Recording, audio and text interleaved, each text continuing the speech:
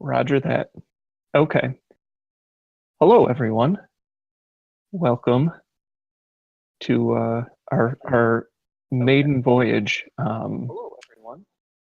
I can hear myself from someone's.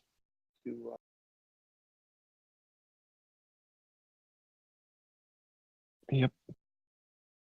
Okay.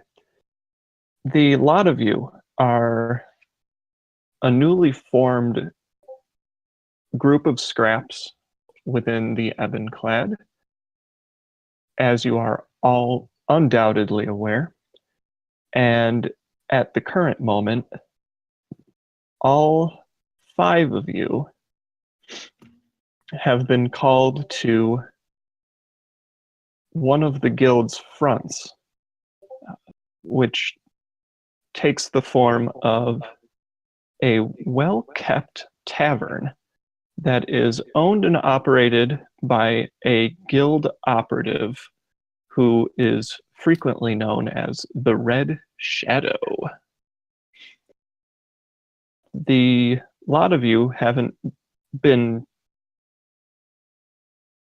terribly involved with a lot of the inner workings of the guild at this point, having only recently been promoted to the ranks of Ebon-clad, but you have heard whisperings of the deeds and considerable, if not strange, skills of Red Shadow. As of right now, you are inside of the tavern owned and operated by the guild operative, and it's a midday time, so the patronage is coming and going, ebbing and flowing. It is, an afternoon lunchtime, so there are handfuls of people who are there to eat and be on their way, and there are other patrons who are already seated at the bar top, of course, already face first in their cups. These are some of the usuals. So the tavern itself is warm and inviting. The tables around the building are in fairly good condition, and the chairs themselves are sturdy, well kept, and the bar top is a rich red wood, slightly out of place. You do take note that the bar top in some small places does have conspicuous scorch marks that have been etched into the wood finish. The proprietor is roaming about the tavern at the moment, taking orders and bringing drinks. It is a large and burly dragonborn who goes by the name of Cinderscard. His alias, of course, you know as the Red Shadow. He is your contact, and he is the individual you are all here to meet and discuss your first assignment within Guild Ebon-clad. And at that, I will turn it to you. So is he a red dragonborn then? Certainly is. Okay, that would make sense. And we're here to talk to him? Is he aware that we're going to be reaching out to him, or is like... Oh, he's aware. He knows. He's also playing the good role of the inn and tavern keeper, so he's making sure to take care of the patrons before he sidles off to whisper in secret amongst you all. What would your characters realistically be looking to do, just making your way into the tavern at this point? I'm drinking. What? I nudge. I probably walk in with Rexit and I give him a little nudge, and I ask him, so how do you want to do this?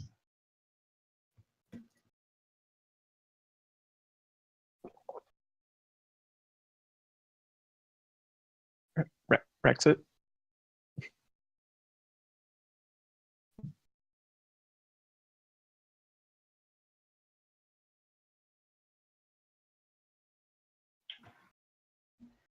Are you there, Rexit?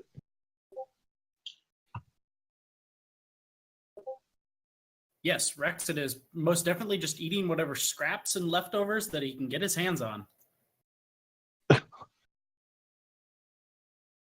Like if somebody leaves the tavern and leaves like half a plate of food, he just kind of scoots it onto his plate and eats it. You know, I could just buy you a meal if you'd like. Why waste money? This is good food. That is fair. I can't argue with that logic.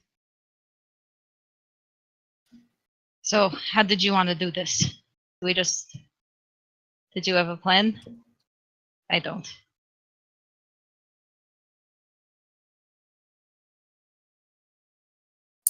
Glinfir is gonna just quietly say, well, all we were told is to go talk with him, so it seems like he is busy with his normal bar guests, so I say we go sit at a table in the corner and wait for him to be ready. Yeah, Juniper would have gotten there early and like sat in a corner with like a cup of ale that she wouldn't touch. And just casual.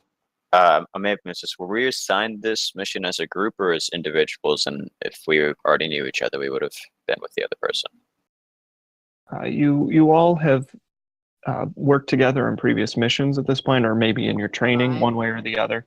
Some of you might already know each other a little more intimately through personal connections or other types of interactions, but realistically, you probably would have been told you're meeting with a group of other operatives, maybe given some base description of them, and you might be aware, or you should be aware of who you're meeting here. Okay, so we would have come in separately then. So, second thoughts, Glinfir would not have said that since he would have come in with you too, and he would have just been sitting in the corner, just keeping a general eye on the tavern, I guess, and waiting patiently. I'm going to turn in my bar stool, so I'm kind of facing like out into the tavern and not like the actual bar, and kind of look over, because I probably haven't worked with any of these guys before because I was on a team and am no longer on said team. I'm just kind of trying to figure out who I'm supposed to be meeting with, who looks shady, who looks, ebon-clad-y.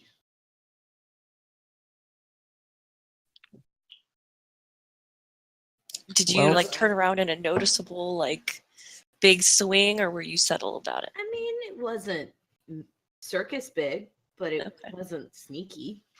Okay. As this is our first episode that we're airing and first time grouping together, do we want to give descriptions so we know who's who now? Yeah, that would work. Yeah, I guess. I'll jump in with that. So you all would have seen this already. So Glinfir is a wood elf. He is approximately 5'11", close to 6 feet. He has a very tanned copper skin tone with dark black hair tied into a tight ponytail. And he's dressed with dark brown underclothes and a forest green tunic over his undershirt. And like a belt, sword belt's tied around his waist with a small short sword on the right-hand side.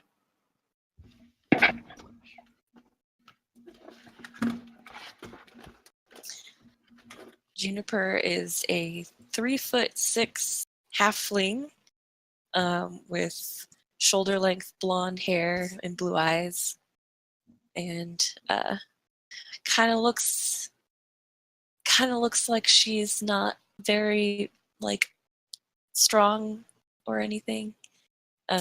She has like a white tunic and a blue vest, and sort of loose fitting pants, and 2 daggers at her sides. I guess I'll jump in here next as number 3. Rexit Red Hands is a like 3'4" goblin. He's really stocky, so he's not like short and limber. He's built like a small bulldog, basically. He's got very like dirty blonde, scruffy hair, not really groomed in any way whatsoever. It's just like mass bedhead day after day. He has what appears to be a coonskin cap on his head. He wears kind of just leathers that are way too big for him, but they've been belted in place. So he's clearly wearing like a human-sized shirt, and it's just been applied with many belts till it fits him properly. He's got what appears to be a rapier over his shoulder, and then he's got like 2 or 3 daggers on his belt. And he's probably, rather than sitting in one place, he's probably been bouncing all over the tavern, just scavenging whenever.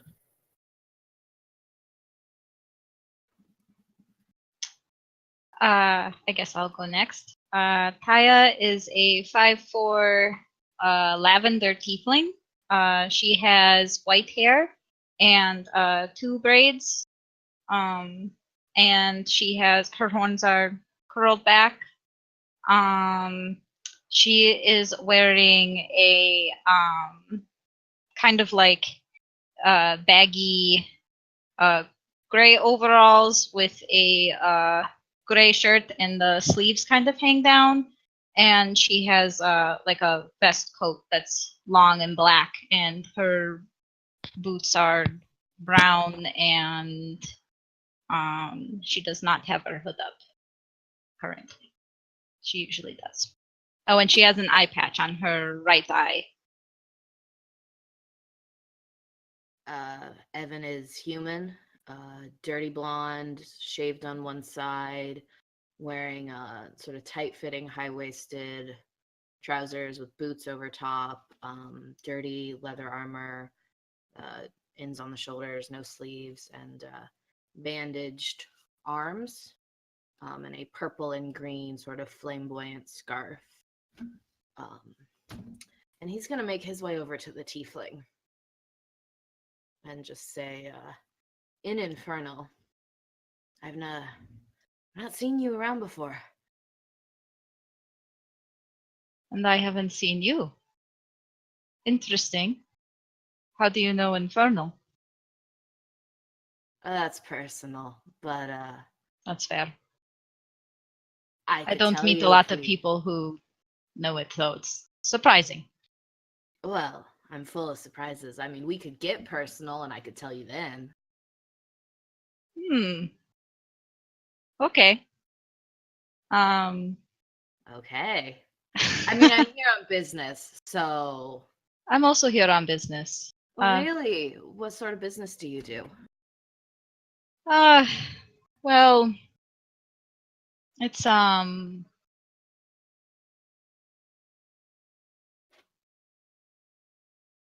Is it the kind Sorry. of business you don't necessarily talk about in public? I guess you could say that. By day, I'm a street performer. Oh. And what is your specialty, street performer? Dancing. Well, Ribbon dancing. We will get along so well. Do you dance? No, but I tumble, and Oh. I guess I dance just a little. But perhaps we'll have to dance sometime. Perhaps we should. I have this feeling, since you're not willing to talk about your business, that you might be my business. I could be. Are you waiting to talk to someone? I Large am. and burly, perchance? Yes. Then I think we do have the same business. Should we get a table? I would like that. Yes. Okay. And I'm gonna kind of lead her back to a table with my ale. I did not leave that at the bar. That would be silly. I wave down the bartender and say that I'll have what she's having or he's having. Cheers to unspoken business. To unspoken business. The bartender, the Cinderscard notes your request, and in between shuffling other things around, kind of brings over a pewter flagon full of what's Evan's drink of choice right now? Right now, really poor quality ale. Yeah, it sounds about right. And puts it down in front of Taya. He mutters under his breath to the two of you in ebb and cant to sit tight while he waits for the other cogs to fit in place and heads back off. So we're cogs, huh? It's a nice It's an metaphor. improvement over being a scrap. It's true. That is very true. We all have to start somewhere. Well, I mean, what are cogs but scraps of machinery? Ooh, Ah. touche. So deep.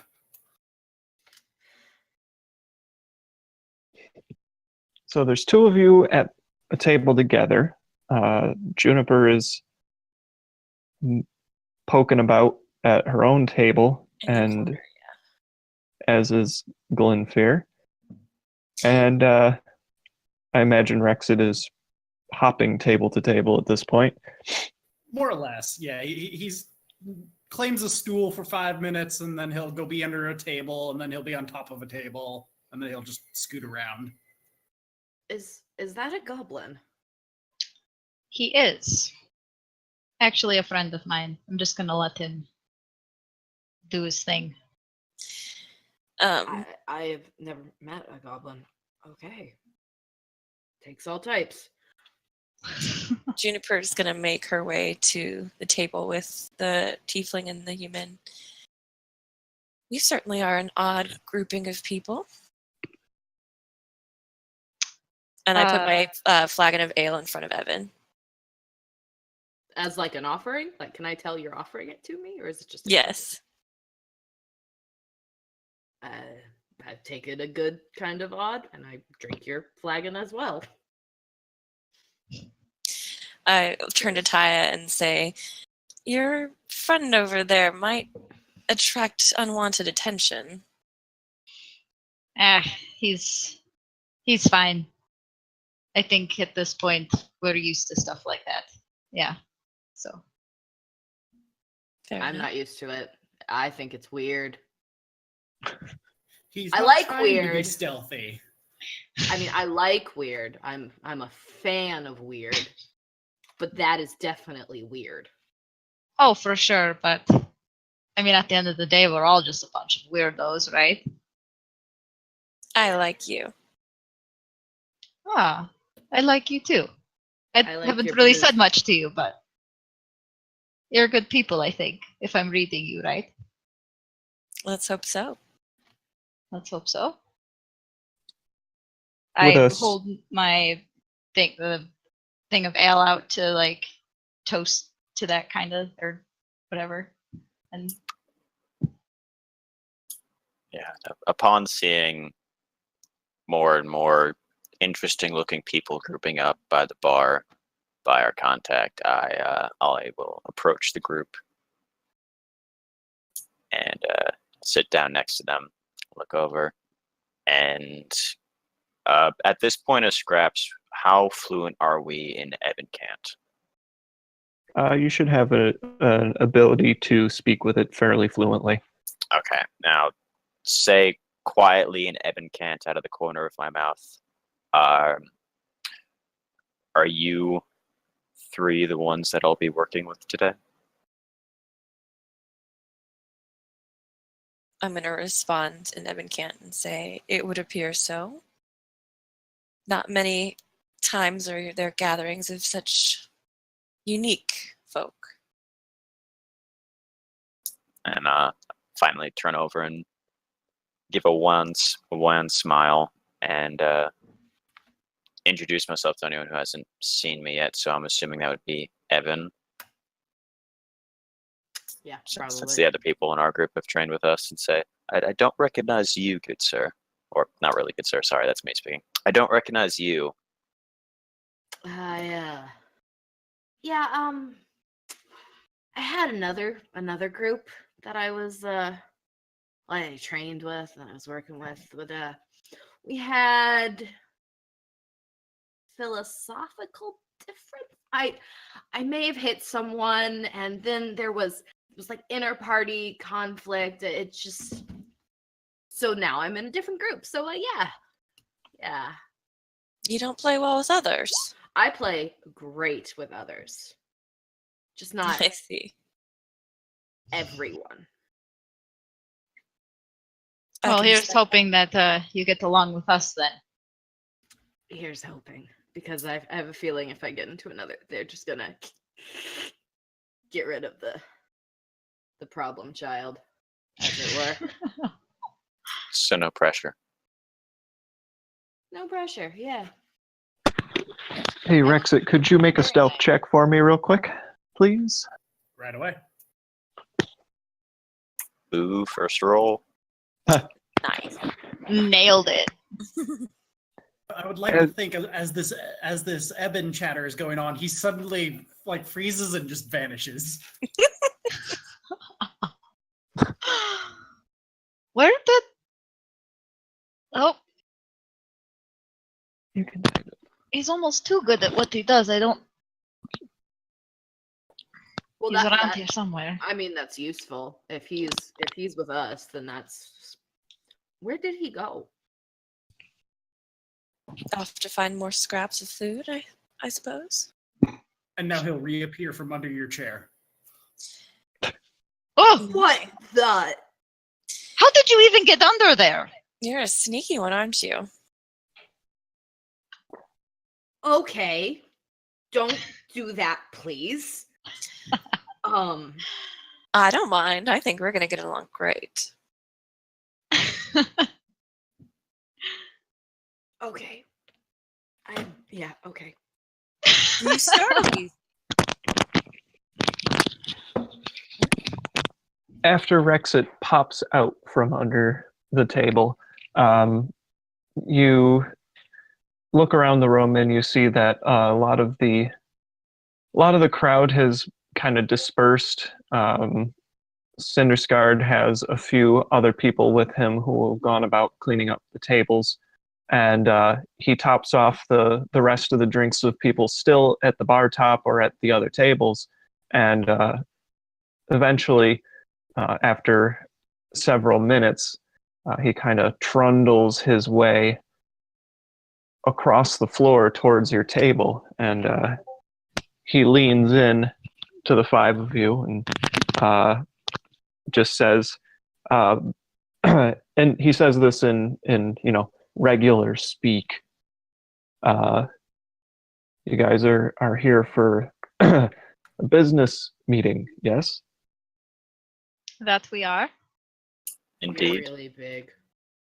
Well, that's all well and good, but you can't have business without something in your stomach, now can you? Are He, you offering free food?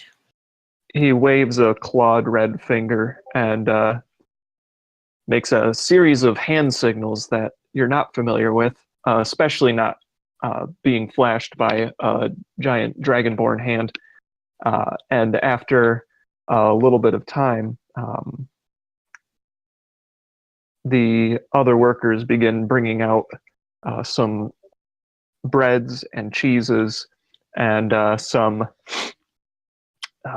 of the day's finest fruits and vegetables that seem to have been pulled straight from the market this last morning. Everything is placed down at the table in front of you as he pulls up another stool and kind of sits with the chair facing backwards as he straddles it with his tail hanging off the back end of the chair, and just says, "Please go ahead and nibble on something while we conduct business." I'm good, but thank you. Is there anything wrong with the food? By chance? Are Does you it look gonna funky? check and see if it looks like it's poisoned? Because I totally would want to do that too. Yeah.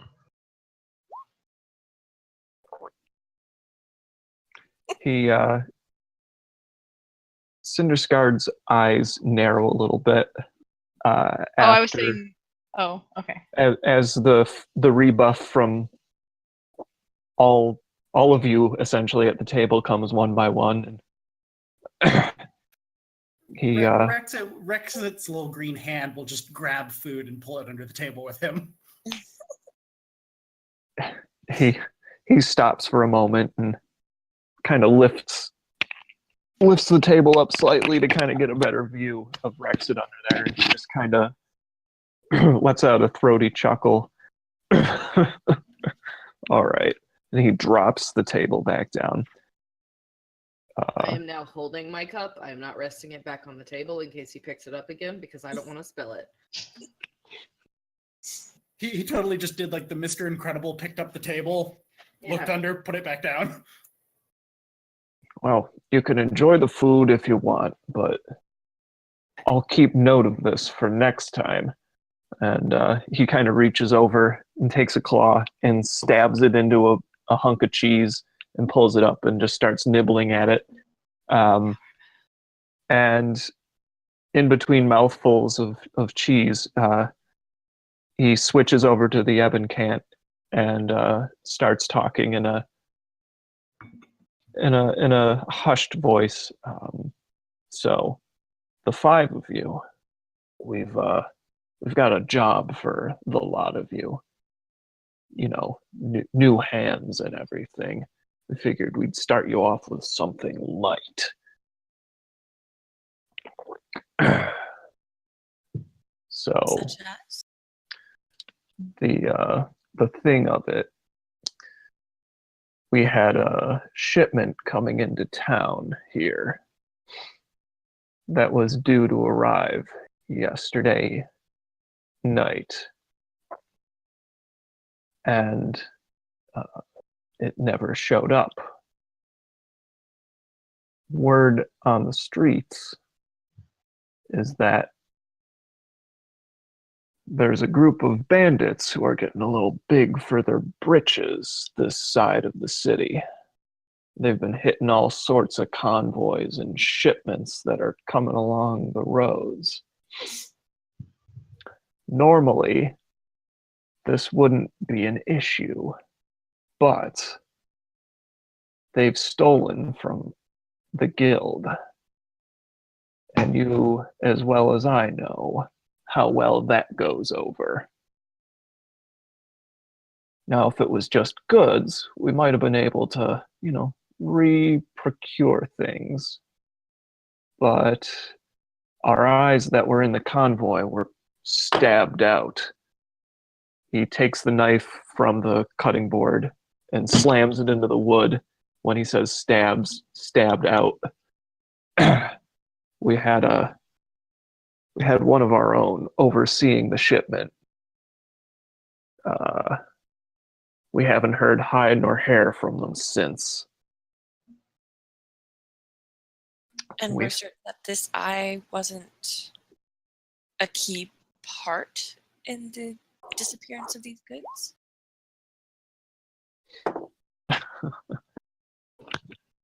He looks at you and says, "See, we don't know one way or the other, but all we do know is that you five are going to be tasked with tracking down these bandits, figuring out what happened to our stolen merchandise, and doling out the appropriate punishment as seen fit." Was this Carvahan intercepted inside or outside of the city?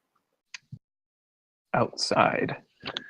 The caravan didn't reach the last checkpoint or make it to the gates. So it's likely that, it never made it within 3 miles of the city limits. I want to reach out. Is the knife still in the table that he just stabbed in? Sure. I try to pull it out and take it. You pull the knife out, and he sees you handling it, and he says, he holds his scaly hand out. "Thanks, that's my cheese knife." I'm gonna kind of like flip it so I have the blade and offer him the handle. So, by dealing out punishment, do you mean kill them or just like make their lives miserable or kill them? Like, They what are stole we from the looking for? guild. So kill Ah. them. Need to do something to make sure they don't do it again. But you want us to procure these goods before then, obviously. Well, as long as we figure out where they went, we can always send people to collect after they've been traced. So what is it that we're meant to recover? Or locate? It was a shipment of some basic supplies. Nothing sordid, mind you, but Do I believe him? things cost money these days, and we don't like to let that walk off. I'm so sorry. Do I believe him? I don't know, you tell me. Can I roll an insight check? Yeah. Yeah. Okay, hold on. Insight. Insight. Where is insight? Oh, it's alphabetical. There we go. That's a 10.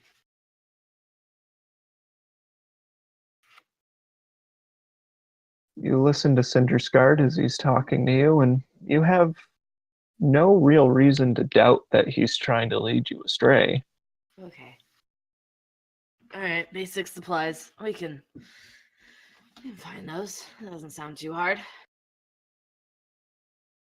Well, that's good. With 5 of you, I figure you should probably track them down by day's end, huh? Is that a deadline? Oh, no. We just like, productive scraps. Would you have a map of where their final checkpoint would be so we could work backwards from there? Gotcha. We're going to take a quick moment to resolve some technical difficulties.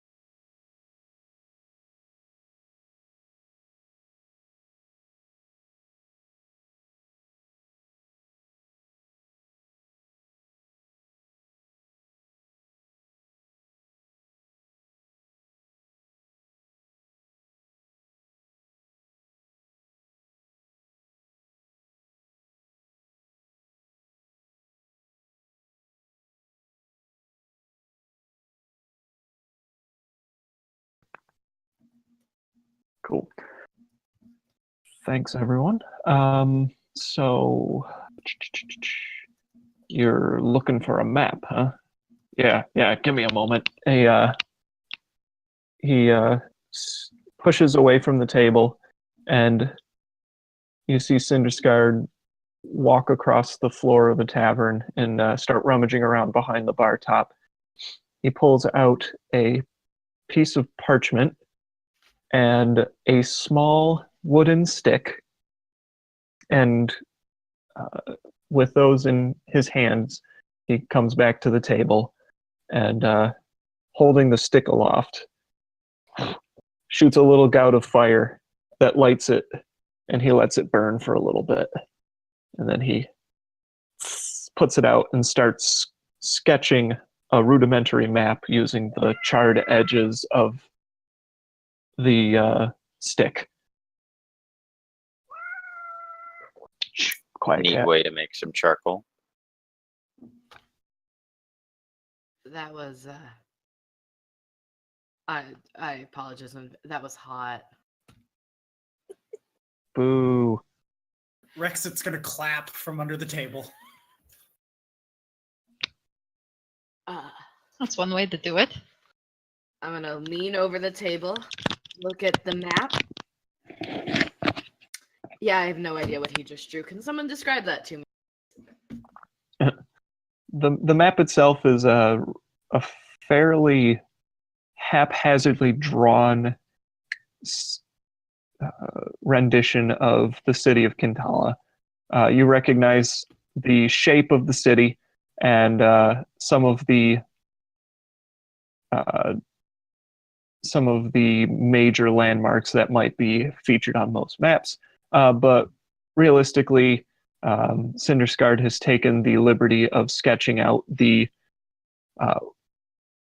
western gate and the road that leads from that gate, and has marked an X seemingly arbitrarily in the midst of the white space of the page. And he says, here, this X right here, it's like about 2 miles west of the outermost western gate. That checkpoint is a small grove of trees with a small lean-to that we typically can have someone waiting with a horse to bring word of the upcoming convoy.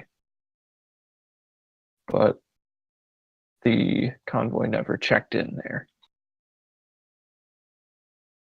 All right. Well, guess we'll be starting from there. We appreciate your hospitality. I give him a wink and hop up. Is that it? Just go. X marks the spot. Unless you have other ways of finding information about a roving bandit group outside of the city. I do not know. I just was wondering if there was any other little details or tidbits or factoids that you could give us, Mr. Large Dragonborn man. Me? Well,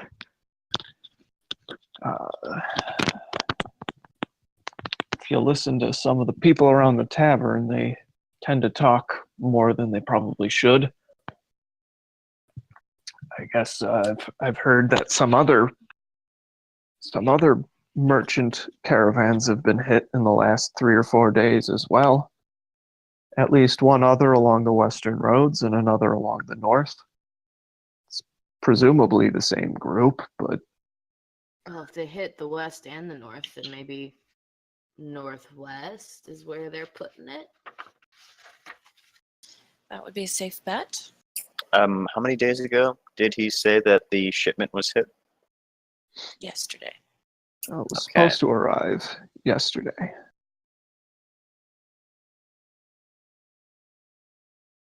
Okay, so the tracks would be about a day and a half old then. If there are tracks. Well, if they can hide the tracks of a caravan hit, then I don't think we'll be finding them. All right, I get up. I take my ale and I chug the rest of it. All right.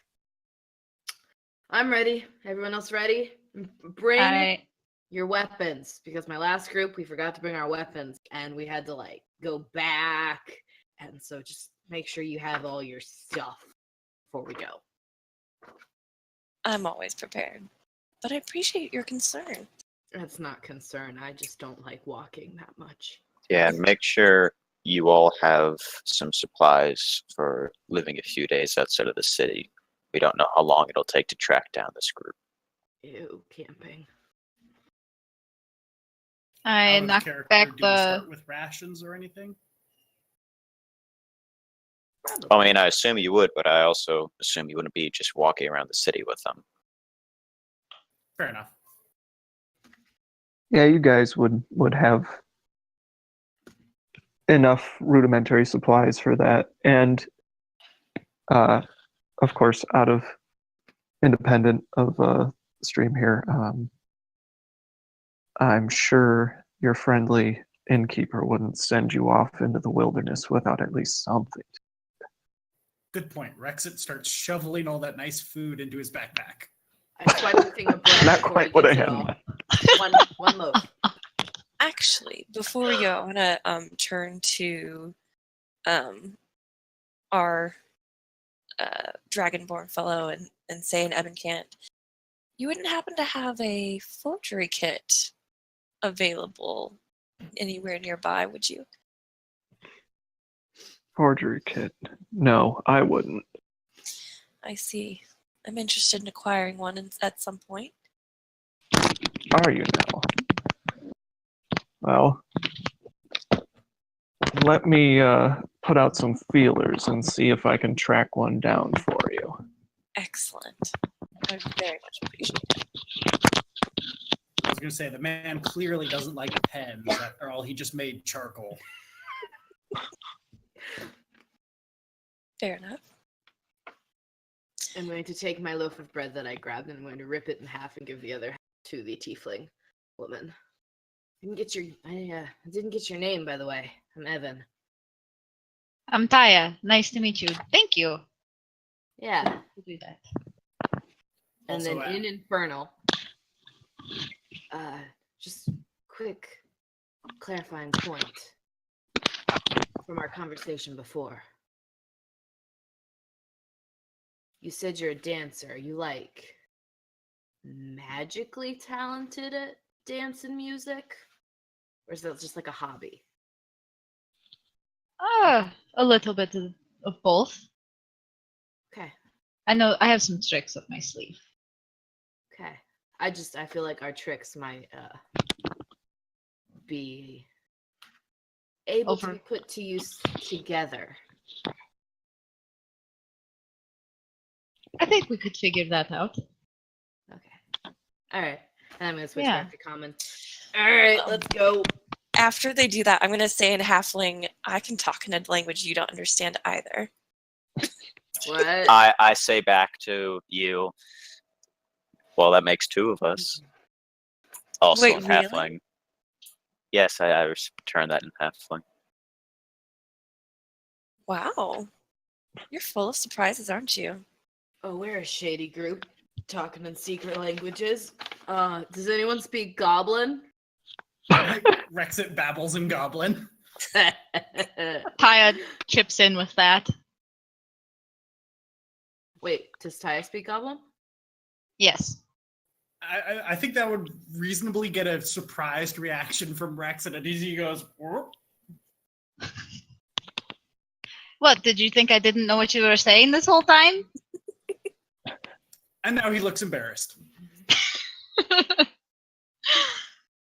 All right, party people. Let's She walks past Rexit and like ruffles his hair a little bit. move And out. his hat tries to grab you.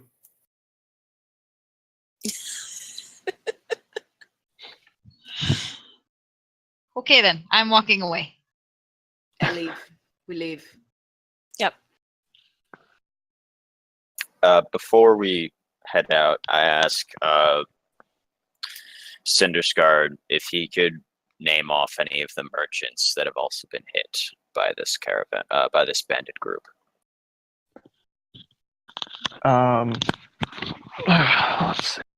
No, I haven't heard any specific names, just rumors from the mutterings of drunks around the tables here. But from the sounds of it, they were just some basic peddlers and traveling merchants who were coming into town to sell wares. So, unfortunately, that's about the best I can offer. Nod my head in thanks, then go out to follow the group.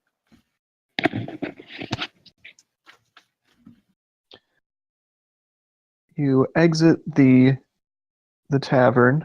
You've been in there for a couple hours, so it's getting about mid-afternoon at this point. The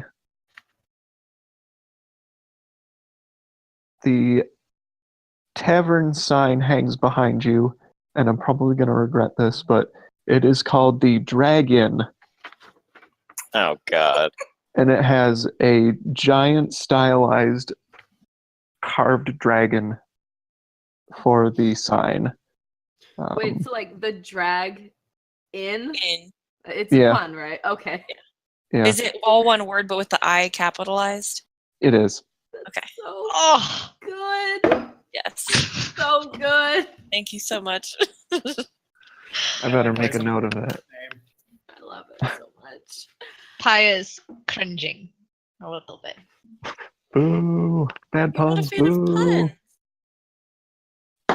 puns. Rexit makes a slight detour to collect his backpack from a back alley. You just leave your stuff laying around in the back end. Okay. He hides it in the trash can because who else is going to be in the trash can except him? I'll say to the group, we should all probably go to our respective quarters and gather gear for a small journey. Meet back up at the western gate. I think that sounds like a plan. With that, you do exactly that. And fast forward. How long do you guys suppose that will take you? I think I have all my stuff, so I'm just Yeah. gonna hang out with my new friend. Just I came prepared go for with any her. opportunity or like any possibility. Just head back briefly to grab a backpack and stuff it with the normal explorer supplies, like sleeping bed, sleeping roll, tinderbox, couple torches, some rope, rations, and wrap a small bandolier of darts around my shoulder. Yeah, I just go. Also grab my backpack, make sure I have everything, and my swords. I am armed with my violin and my crossbow. Oh, and of course we cannot forget With the all my whetstones. Never. Never. After a brief interlude, let's say actually, it might take about an hour to head out towards the western gate, just walking through the city, quite frankly. So by the time you meet at the western gate, it's actually probably getting close to 4 o'clock. Great time. Arriving at the gate, of course, the walls of the city are manned by the members of the guard. The guards guard the wall. And You know nothing, Jon Snow. there's kind of the typical garrison here. You've got a handful of foot soldiers along the the entryway who are stopping and questioning people as they come in and into the city. And you have at least one superior officer, if not a captain, maybe a marksman or a hound trainer who is also on hand here. But while you've been sitting and waiting, let's see here. So Glinfir would have gone to get his effects before meeting up with everyone. Just out of curiosity, who would have arrived at the gate first? I probably went straight there. Likewise. I decided to hang out with my new Tiefling buddy. So, however long it would take her to get her stuff. It doesn't take me that long. I don't have that much. Okay. Juniper and Rexit, I would like you to make a perception roll for me. Oh. Yay, okay. That's about what I expected. I hope you didn't expect that much. The two of you are kind of hanging around waiting for the rest of the group to arrive, and Juniper, you do notice that you see a fairly sizable guard patrol, mounted guards that seem to be going up and down the western road. As you've been sitting there, you kind of see them wandering down the roadway from the far side of the city, approaching the gateways. So they meet up at the gate, confer with some of the guards who are already there, and then they head back out on another patrol, back down the roads. Okay. I'm going to turn to Rexit and say, perhaps they're trying to ward off some of these bandits. Seems like they're coming out in full force today. Or they're taking the splats for themselves. Always a possibility, but somewhat doubtful. They are guards, after all. Most of them are rather straight-laced.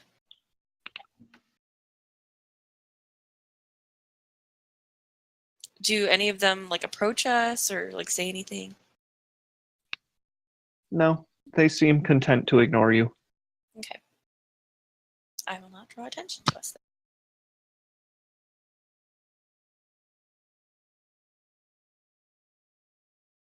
then. I'm assuming the rest of you kind of trickle in and meet near the western gate there.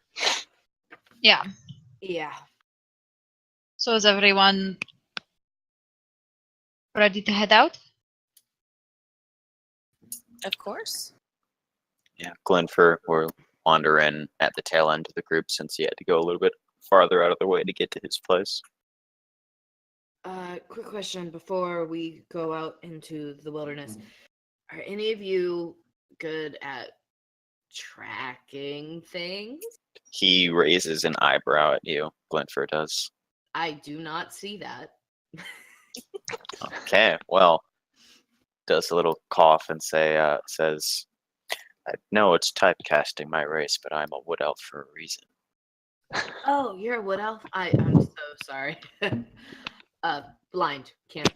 Did not get that. Well then, do you want to lead the way? Tracking elf? I don't remember your name. Did I ask your name? I'm Evan. Hello, Evan. No, you did not ask my name.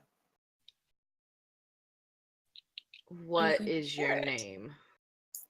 Glinfir Sithrin. Glinfir. Do you want to lead because you know how to track? Sure, as long as the rest of you are in agreement. I have no problem with it. Rexit yeah. shrugs. You're probably better at it than I am. I'll Lead the take that way. as agreement. Okay, then with that in agreement, he just like spins around and walks out of the gate, or attempts to walk out of the gate. I don't know what the guard's gonna do. The guard on the gate there sees you all start walking out and says, "Be safe out there. It's getting dangerous and late. There's bandits in these parts. Take care." Thanks, good sir. Thank you. Appreciate your concern. Keep guarding the wall. Or guards. So you head out. We'll mosey the raccoon here along the Cherry Way. Ooh, that sounds delightful. That is very sweet. And with Glinfir leading the group, and consulting your crudely drawn map, it takes you until probably about, let's see, 2 miles, 3 miles, and a brisk walk. Rule of thumb is you can usually cover about 3 miles in an hour. That's a great rule of thumb. So you get there, and it's probably about 5, give or take some time. I don't know what season we're in right now. So I have no idea how dark it might actually start turning. We'll just go ahead and say that it's in the summer, so it's still I'll nice take and that. cheery and bright out. If you said winter, I was concerned because I am not wearing sleeves. I Yeah, am not dressed for the weather.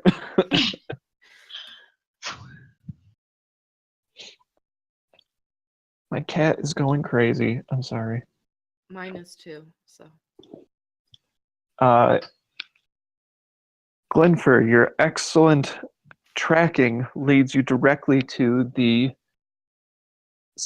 last checkpoint. You arrive at a small clearing in the midst of a thicket of trees with a small lean-to. As you as you walk up, you do see that there are a few adventurers or travelers here who seem to be preparing to hunker down for the evening. They have some loads of gear with them that they've kind of laid out near the lean-to, and they're kind of sitting down and chatting about things that are inconsequential. It's just a pair of traveling human men, nice and bland, boring. The perfect cover. Good evening to you, gentlemen. They, the one turns and looks, what's this? More travelers. He turns and looks at his companion. And a fair lot of strange-looking folk, if I tell you what. We're circus people. I Glinfir believe just that. looks at you when you say that. Who looks at who? Glinfir looks at Evan when he says that. Circus folk, huh? Yeah. Just what type of heading out. act? All kinds. The little one, the green little one can eat an entire cow in one sitting. It's great to watch. The Tiefling and I, we do tricks, and these guys are bodyguards for traveling. We got separated from our troops, so we're Yeah. meeting them at the next town over. Yeah. We slept Ah. in. Gotcha. Well, we Where are were, you headed to? well, we were heading into the city, but it's a long ways off, and we've traveled quite a long ways the last day or two, and we're just looking to bed down and hunker here for a little while. I mean, it's only like an hour's walk. Is that a long way in your opinion? He motions over to a hand-drawn cart that they have on the side of the lean-to and says, when you're hauling a whole bunch of stuff in a cart like this, you take whatever rest you can get. Does the cart have anything obvious sitting in it? It's got some satchels and some furs and some other stuff just kind of laying about in them. It's low. It's fairly heavily laden.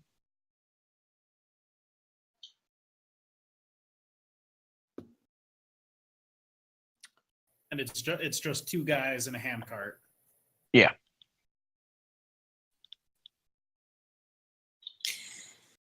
You haven't happened to come across any issues along the way? Issues? Like what? Well, the guards warned us that apparently it's been rather dangerous of late. Dangerous. Dangerous like what?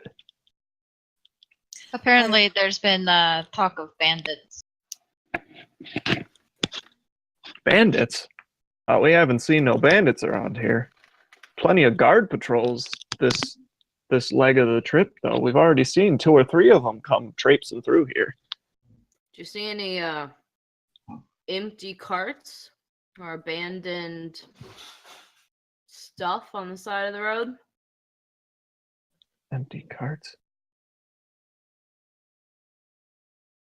No, nothing really out of the ordinary heading into town here. I mean, you see all sorts of tracks and ruts and other travelers along the road, so we didn't really think much of anything we've come across. Well, of course, save for you 5. Is any travelers more colorful than us? Well, between the purple and the green, I'd say you're the most colorful group we've seen. I'm going to kind of raise an eyebrow at that, like I'm not sure if they mean it as an insult. Just kind of suspicious about that comment. DM, do they look like they have more stuff than they should? Like a reasonable amount for a couple people to be carrying around?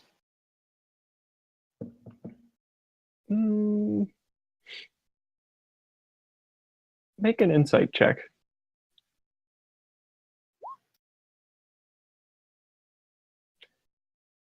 They have a bunch of stuff, but they are bigger than you, so it makes sense for them to carry more.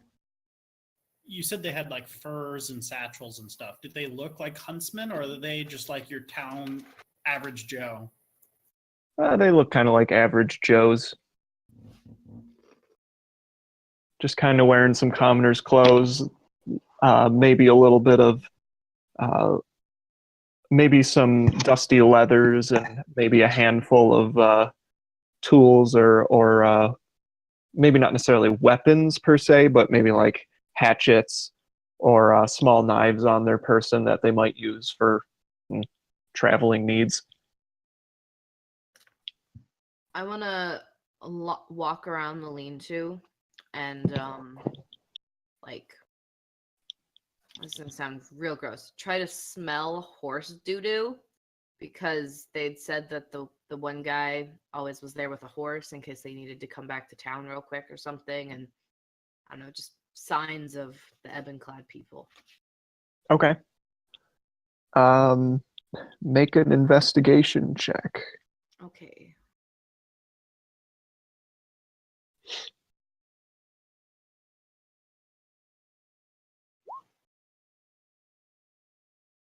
$11. 11. Well, you're kind of you mosey your way about, and just you know what? Describe for me how you're going about this. I mean, because I can't see anything, so I'm just kind of like walking sense around of smell would be stronger. slowly and smelling and listening, basically. You do smell the faint trace of animal tailings, and while you're kind of poking around, you may or may not find a place that would be good for like tying down horses' reins or tack and harness. So maybe just through your cursory inspection, this definitely seems like the place you guys were supposed to be coming to, at least for the checkpoint confirmation.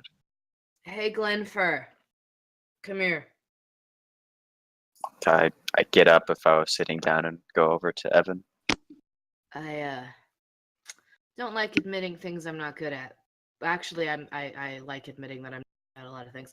Do you see any horse tracks? I examine the ground around where all the tack and stuff is usually kept. You definitely see. I'm not even going to make you check for that because there are plenty of tracks and horse prints and things of that nature kind of kicking around here. Are Okay, any of so them do going a into the woods? survival check. I mean, you can, but they're just all over, so I won't even make you have to roll for it. Okay, no, I was mainly just trying to discern to see if there's any pattern I can recognize from recentness, how old they are, Any of them Gotcha. going Go for it. in a where weird they're coming from and going direction? to, and so Yeah. on. Gotcha. Bandits aren't likely to camp on the side of the road. We're starting out great. First roll is completely awful. Well, you examine the prints, but it looks like the handcart has been pulled on and around where they moved from, so they're kind of mucked up by the handcart tracks. Did you find anything? No, these guys have been dragging their handcart around too much. Well, how dare they? Alright, I'm stumped. Do we follow the road more and see if we can find where they got hit, or do we go out into the woods and search blindly? Search without any clues. You can always ask these fine folks if they've heard of any bandits. I think they said they didn't. You can Expanding always more on the handcart idea. They said they just stopped for a break.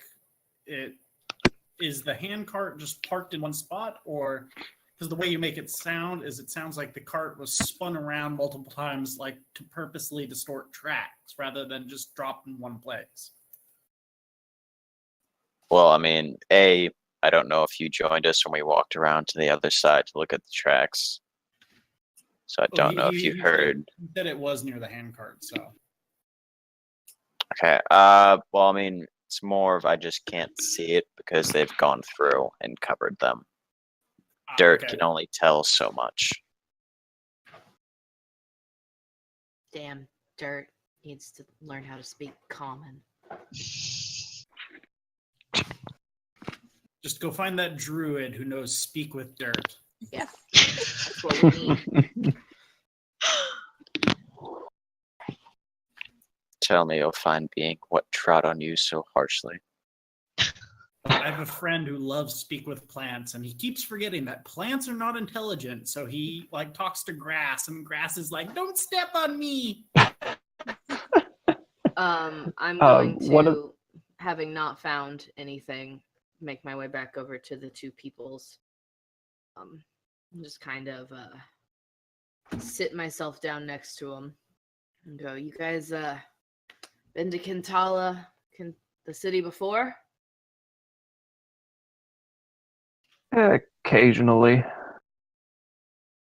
And you got a bunch of stuff. Are you merchants or are you just visiting? We're traveling from one of the villages nearby. Just taking some wares to the market here and hopefully bringing back some fresh stuff for the townsfolk. Can I Selling insight anything? check them to see, You feel sure like if they're can. suspicious or not? You sure can. Nice. Nice. Yeah. These guys, something's not adding up with them now, is it? They have probably one of the flimsiest covers that you probably could have ever heard. Oh, really? What town would this be exactly? Well, just erstwhile, just on the other half of the, just a tick down the road. What Yeah. What are you guys selling? Anything good? I mean, we've got some.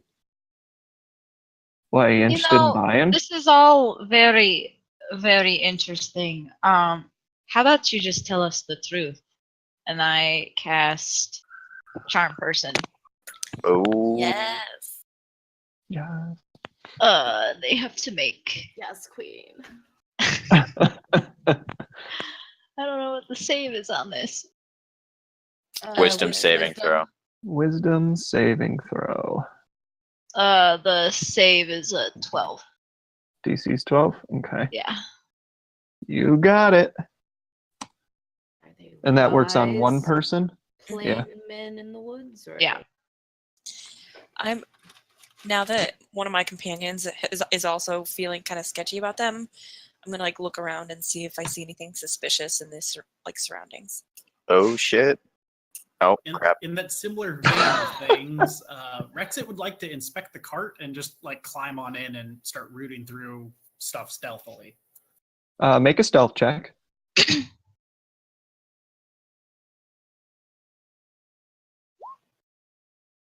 Or fall right back out of the cart. You crawl in there and you start rooting around, and you're basically like jumping up and down inside of the cart and rocking it.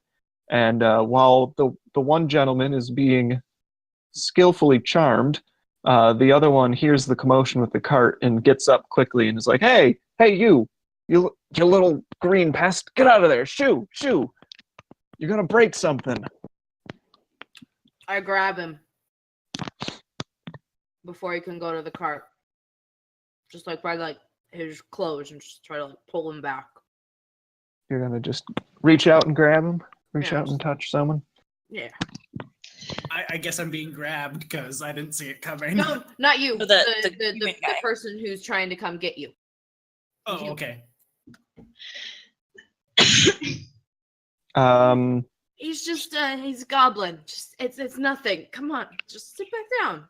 He's gonna fine. break something. We've got a lot of good stuff in there. And besides, he pinches his nose. Have you smelled him? Yeah. No, he does not smell good. But he's harmless, really. He's basically a bulldog, you know. How would you just sit back down? Sure can. Your friend over here looks like he really wants to tell my friend some stuff, and I think you should sit down and listen. So how about it? What are you really doing here? Where are you really from? Oh. You're speaking to the charmed gentleman, correct? Yeah. Yeah. Oh.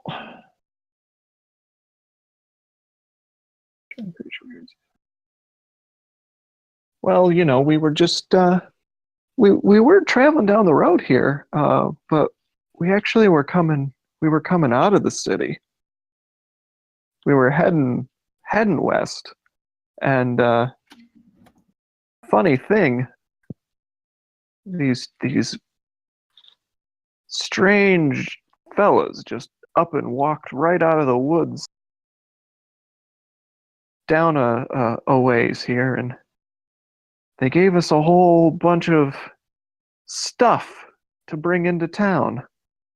He motions to the cart. It's all in the back of the cart. We were just gonna drop it off for them and head back on our way. They gave us some coin for it too. How much The other coin? guy is just sitting there flabbergasted. He's just, why are you telling everyone all of this? How What? much coin? Oh, just like 5 gold. It's not much, but hey, coin's coin. I want to go over and take a look at the cart. You do that. What did these people look like? Can you They're describe just them for me? fairly average-looking human men, fairly scruffy-looking, kind of scraggly hair. How many? Just 2 of them, and they're wearing commoners' clothes. No. She was asking what the bandits. Oh, look the bandits. like. I'm sorry. Yeah. Wow. Oh, Total yeah. context clues I missed there. These fellas. They were dressed in hoods and cloaks. And wait, who's asking this? Me. Okay, you are. Okay. Taya is. They were dressed in hoods and cloaks, and they kept their faces pretty well covered. But they had the coin in hand, and they gave us the stuff, and well, that was about all we needed. So you just accept random items for shady hooded figures. Just that's what you do. Didn't ask any questions. Just coin, sure. Well, when you say it like that, it sounds really stupid. I mean, I would do it. Let's be real. It's not that stupid. It's easy money. See, yeah, exactly. That's what we thought. Easy money can get you killed if you're not careful. Anything can get you killed if you're not careful. Are you Touche. kidding? What did I see in the cart, real quick? Because I want to come back and join the conversation again. Besides Rexit jumping on it. Rexit, as you're jumping on it, you do feel that there are some boxes that are hidden under the leathers. And as the 2 of you are pawing through there, you lift up some of the cloth and leathers that they do have, and you find some crates hidden in and amongst them, covered up, as well as some scroll cases that are kind of kicking around, rattling around in the back. Basically, stuff that matches what Cinder Scar says was abducted. Perhaps. I'm going to use my crowbar and pop open one of the crates. I'll grab a scroll and pretend to know how to read. The gentleman sitting in and amongst the rest of the group sees you guys prying open the crates. He's like, "No, what are you doing? I've still got a hand on the non-charmed one. I've got him. Just kind of not like. Why do you care what's in it? You don't even know what's in it. Yeah, but if it doesn't get there, you already have the coin, don't you?" He sits for a moment. We do. Yeah, you got paid up front. What do you care? Nice knowing you. Time to go. We did. Huh. Which also, that's just bad business. I know, these bandits are dumb. The Pay up front. Unless there's something else going on. The guy says, "All right, go for it," and he just plops back down, sitting there. He just kind of instantly seems completely relieved at the whole situation. Can I just get up and walk around us in a circle and like check out the grove of trees to see if there's anyone watching us? Because this is just like ringing alarm bells in Glinfir's mind. Absolutely. Yeah, I was gonna Situation. say, can I make a perception check? Do I notice anything like? So I guess that would be like a dual check for perception and survival. See if I notice anything, and then see if I notice any tracks of anything. Make a perception check, and yeah, if you're looking for tracks, you can do a survival as well. Juniper, you're okay. Shit, natural 20. Sorry. Bad word. Uh, Sorry. Juniper, you're still kind of poking through the crate, right? Yes. You open it up, you find some essentially traveling supplies, and there's nothing really spectacular with this. So it does seem that you've stumbled across some stolen goods, more or less. I look back over at everyone and say, I think this is what we were looking for. Did Cinder Scar say how much stuff was stolen? Like a whole cart? Or is this like not enough of the stuff that was stolen? Well, a whole caravan was hit, so So one hand cart is not enough. definitely. So this is just part of it. Just a second. I need to do a thing of my own for a moment. Ooh. No. Oh shit! It's the Oh shit! dungeon Oh shit! master Oh shit! things. Oh shit! Language, language, language. Oh, Oh, shoot. There you go. Oh, shiitake mushroom. fudge. Borderline, but okay. That's what everyone used to say in middle school. That was the thing. Fair. That was from Austin Powers. That's probably where they got it. Um, Said middle schoolers yeah, were so creative. Glinfir, excuse me. You are looking around and examining the area. You do manage to find a handful of tracks from the lean-to here that head out into the woods to the north, and at the same time you're doing that, you look up into one of the trees above you as you hear the sound of a twig snapping and a branch fall down basically right near where you are. And you see a hooded, cloaked figure in and amongst the trees. I I immediately draw my swords. Well, I would I like- see think it. only You guys Glinfir's don't seen see it. We it. don't know yet. Oh. We don't know yet. I would like Glinfir to make an initiative roll, please. Oh crap! Shit! How far? How far away is he? He's just around the back. Ooh, 19. Thank you. He's I mean, we're probably within. outside of each other. Yeah, I mean, he wouldn't be too far off from the cart, so you guys can probably would be able to see him if you were directed to look at him, but he's Can I kind hear of it? moseyed out following some tracks towards the trees, so he might be Yeah, I didn't Slightly announce what I obscured. was doing, so I kind of just wandered off while you guys were all busy. Can I hear him? Let's see what happens first, and then we'll. Okay. Okay, so I guess I want an initiative. Sure did. Okay. Approximately how far away is he from me, or she, whatever, the cloaked figure? The cloaked figure is up in the tree and a ways ahead of you, so probably like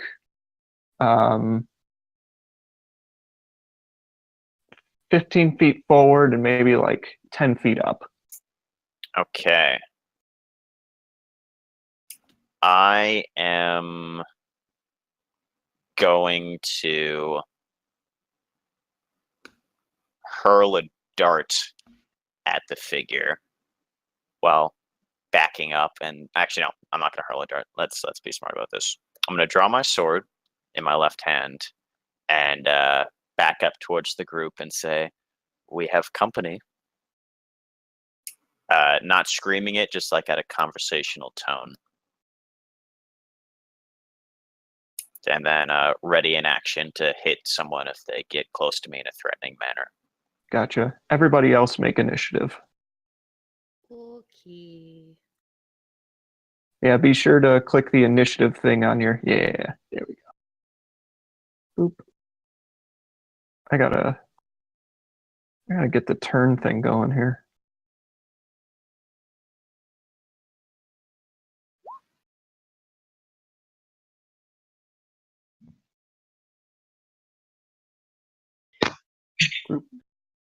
Group name.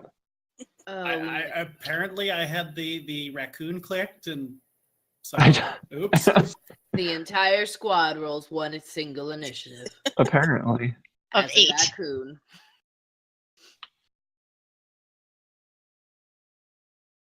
Whoa. Okay. Sorry, I'm doing a good job with this initiative thing here, so. It's all good. It messed with me when I first DM'd on Roll20 as well. Took a lot of tries. Roll20 is... Especially too when people didn't select their tokens, so it didn't auto put it in. Roll20 is a thing. It's great. I mean, I like it, and it's a helpful tool, but dang if sometimes I just can't do it. Yeah. Okay. Perfect. And then...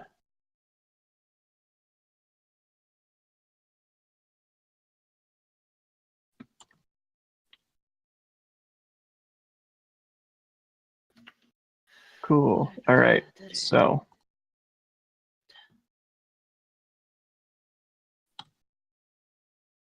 let us get this in ascending order. Whoa. Hey, no. Hey, whoa. Hey. Technical difficulties. Just kidding. I'm good. All right. Technical difficulty. Cool. All right. So, Evan, you would be the next person to go. The lot of you are currently sitting around in front of the lean-to, and you hear your friends say you got company. How close to us did Glinfir come? Let's see. I have a 35-foot movement speed. How far away did I wander when I was going towards the grove? Probably like 20 feet-ish. Okay, I would back up 10 feet. Okay. So realistically, he's probably within 15, 20 feet from you guys. I mean, you're going to have to go around the lean-to, but it's not really that big. So The lean-to, is it like me being a 5-foot some human? Could I potentially be over it? Like, could I aim over the lean-to? Is it low enough for that, or is it? not really. It's at least large enough to comfortably sleep 2 or 3 adult Okay. people if they were traveling along the road. All So right, it's probably like 6 or 7, or no, not 7 feet, like maybe 8 or 9 feet tall. I'm gonna move up to Glinfir, notching my hand crossbow, and just kind of put a hand on Glinfir's shoulder. I can't see him from this far. I need you to tell me where to point. I'm gonna ready a shot for if I can hear the figure move, so I know where they are. Okay.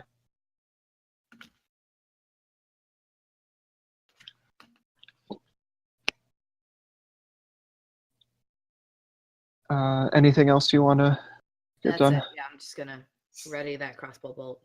Gotcha. Why is cloak figure at 26? Okay. Next is the cloaked figure. you hear the sound of a shrill whistle. I fire. 'Cause I heard them. Now I know where they are. I fire. Okay. I needed to know where they were. He shoots The first. negatives of being a deaf person. Blind person. Blind. I can Sorry, hear them. I totally goofed that one. You're fine. Cannot see them. And apparently that means you cannot hit them. 18 doesn't hit. Wait, are you rolling with disadvantage or No, I didn't think no, so. no. Okay. Yeah, 18 will hit. Sorry, I'm like I was like, why did struggling I with my armor class? yeah, no, that would be terrible. Yeah, go for it. Roll for damage. Cool. 5. Yeah. 5. Nice. You hear the rewarding sound of your crossbolt hitting flesh. Or whatever. I don't know. Ooh, squishy. But you can't see what you've done, but you Just know it kinda happened. Squeeze Glinfir on the shoulder. That's all I can do. And the figure that just got shot swears audibly from up in the trees and curses, but they then notch an arrow. They draw a bow, knock an arrow, and hesitate for a brief moment, sizing up Glinfir and Evan at the same time, and then looses an arrow at Glinfir. God darn it.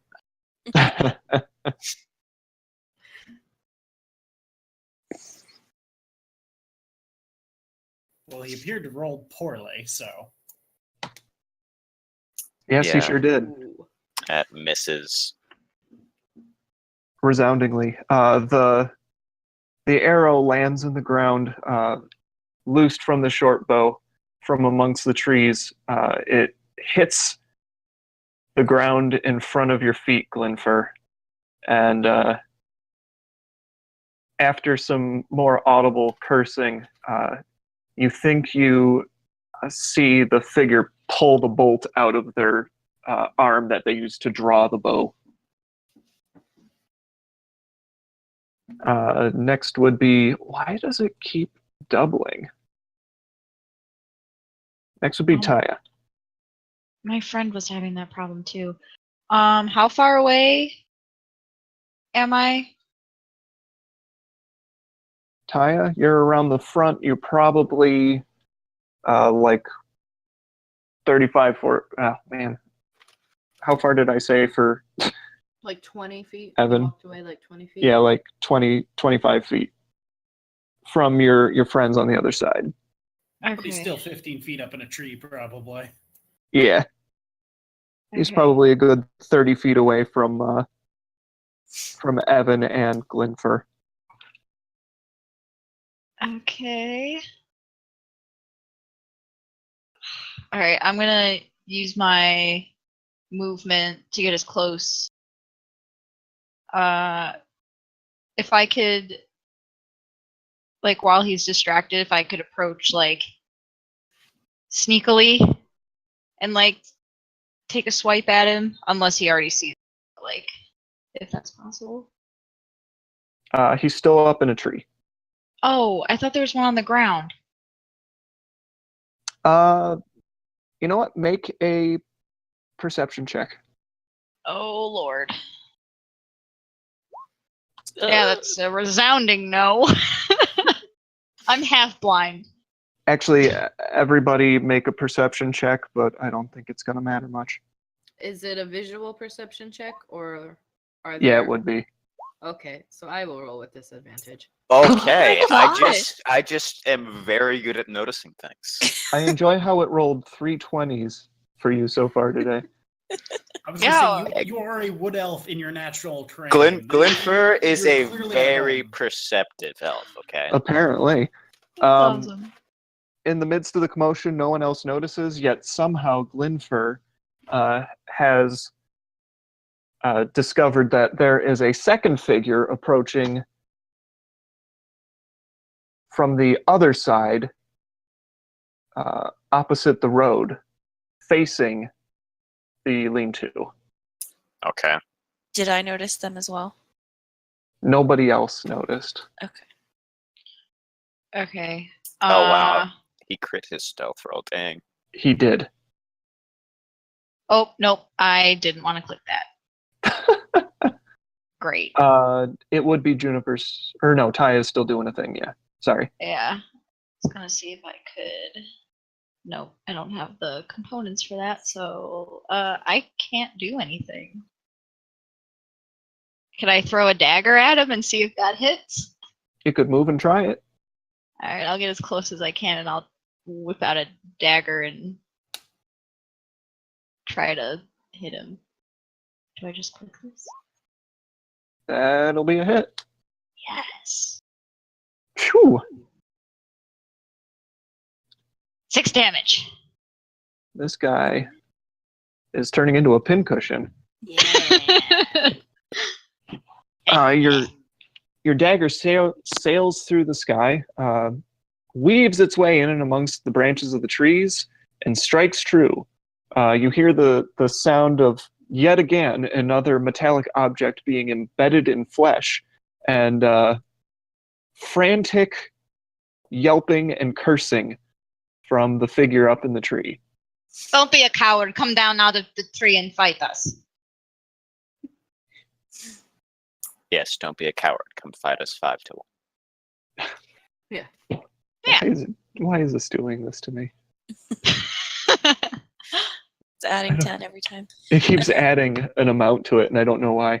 All right, Juniper, it's your I turn. want to get in range and try to shoot at the figure in the tree with my short bow. And you do. Holy crap. Holy crow. You I don't know why you it don't rolled get your sneak sneak attack. attack, yeah. But that's still a great hit. Now you were in the cart. Were you not? I wanted to move up, so moving closer, like my full speed. Would I still be within 80 to? Oh yeah, definitely. I would just like I would love for some description from you. Oh, did I? No, you're good. I want you to paint me a picture right now. Paint a picture, Bob Ross. Yes, I'm gonna jump down from the cart, and as I'm like walking, like getting towards my group, pull my short bow out, and then notch my arrow, and then fire once I like make it to my full speed. And as you loft your arrow, it strikes true, and the figure drops straight out of the tree and lands onto the ground below with a sickening thud. Oh, we Boromired that boy.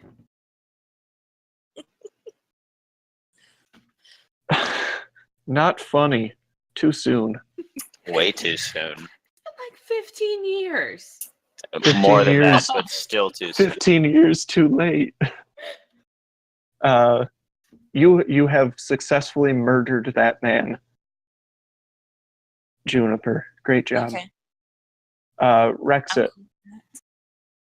Well, Rexit will just pop up in the cart, looking around, see danger going down. He'll quickly pull off his hat and tuck it into the cart. So now his air quotes hat is now hidden in the cart, and he will look around because we don't see the second guy on the ground yet, or anybody but Glinfir. Yes. So he will ready his throwing knife as soon as he sees something threatening, but otherwise he's chilling in the cart with his now hidden hat. Cool. Gotta hide your hat. Okay, how far away from Glinfir me keeps getting is faster. the stealthy boy? He is creeping up along the forest edge to the south of the lean-to, so he's probably like 30 feet from you. Sweet, I have enough movement. I'm going to dart around and say, "Behind us!" as I run towards him with my sword drawn. He looks surprised. So he was just given a new target. Thank you for shouting that. Rexit will throw his knife in that direction now that he has something to look at. I mean, Go for it. come on, smack him. Thrown poorly made dagger. That's a hit. For 7 damage. Man, We are killing it. you are killing them. Oh. Awesome. And Glinfir, you run up, draw attention, and what else will you be doing? I will first hit him with my short sword, or attempt to at least. Cool. Oh, man. Yeah, you do. And he takes... If that kills him, I have a description. You certainly can give us your description. Okay, as I'm running towards him, after Rexit's nicely thrown dagger hits him, I sprint towards him, sword outstretched, and just do like a quick swipe as I reach him across his neck, and he falls back to the ground, weeping from a new mouth. Hooray! That's so wholesome. And yes, he is certainly a dead man. As well. Murderfied. They have been murdered in short order, actually. Oh, guys, do you think we should have gone a little easy on them to get information? I'm going to turn towards the 2 dudes that we were with. And They are aghast. Just like, were those them? Yes. okay, Yes, good. they were. I want to help Glinfir search the body. Or one of the bodies. I want my bolt back. I want my dagger back. I want to search the one that I killed. I was going to say, oddly enough, Rexit, despite the plentiful knives these rogues probably have, Rexit is going to claim his really crappy made one. These bandits, or these figures, I should say, as you examine them, they were the one in the trees was a human male, had his hair pulled up back behind him in kind of like a little bob because it was longer. It's kind of pockmarked and scarred and super dead. On his person, he has a short bow and a short sword that was strapped to his waist. And inspecting, you find just like a little pouch with like 10 silver in it and a handful of arrows in his quiver. Is it a nice short sword, or is it like a not nice? Is it better than the one that I have? No. Okay. No. I This leave looks it. like it's seen a lot of use. It's probably been used to hold up a whole mess of caravans in the past year. But it is certainly not in good shape. Most of the stuff these gentlemen are carrying is in poor condition. I'm going to take the arrows. Probably worth, we have a hand cart. Might as well take it all and sell it. I want to Hey, climb hey. up the tree he was in. Before You, Evan climbs up the tree, I pass out. I give everybody 2 silver. Oh, shiny. The other gentleman that Glinfir is looking at has about the same shenanigans on him. Just a handful of silver pieces. and make an investigation check, please. Ugh, I'm bad at those. Let's see how this goes.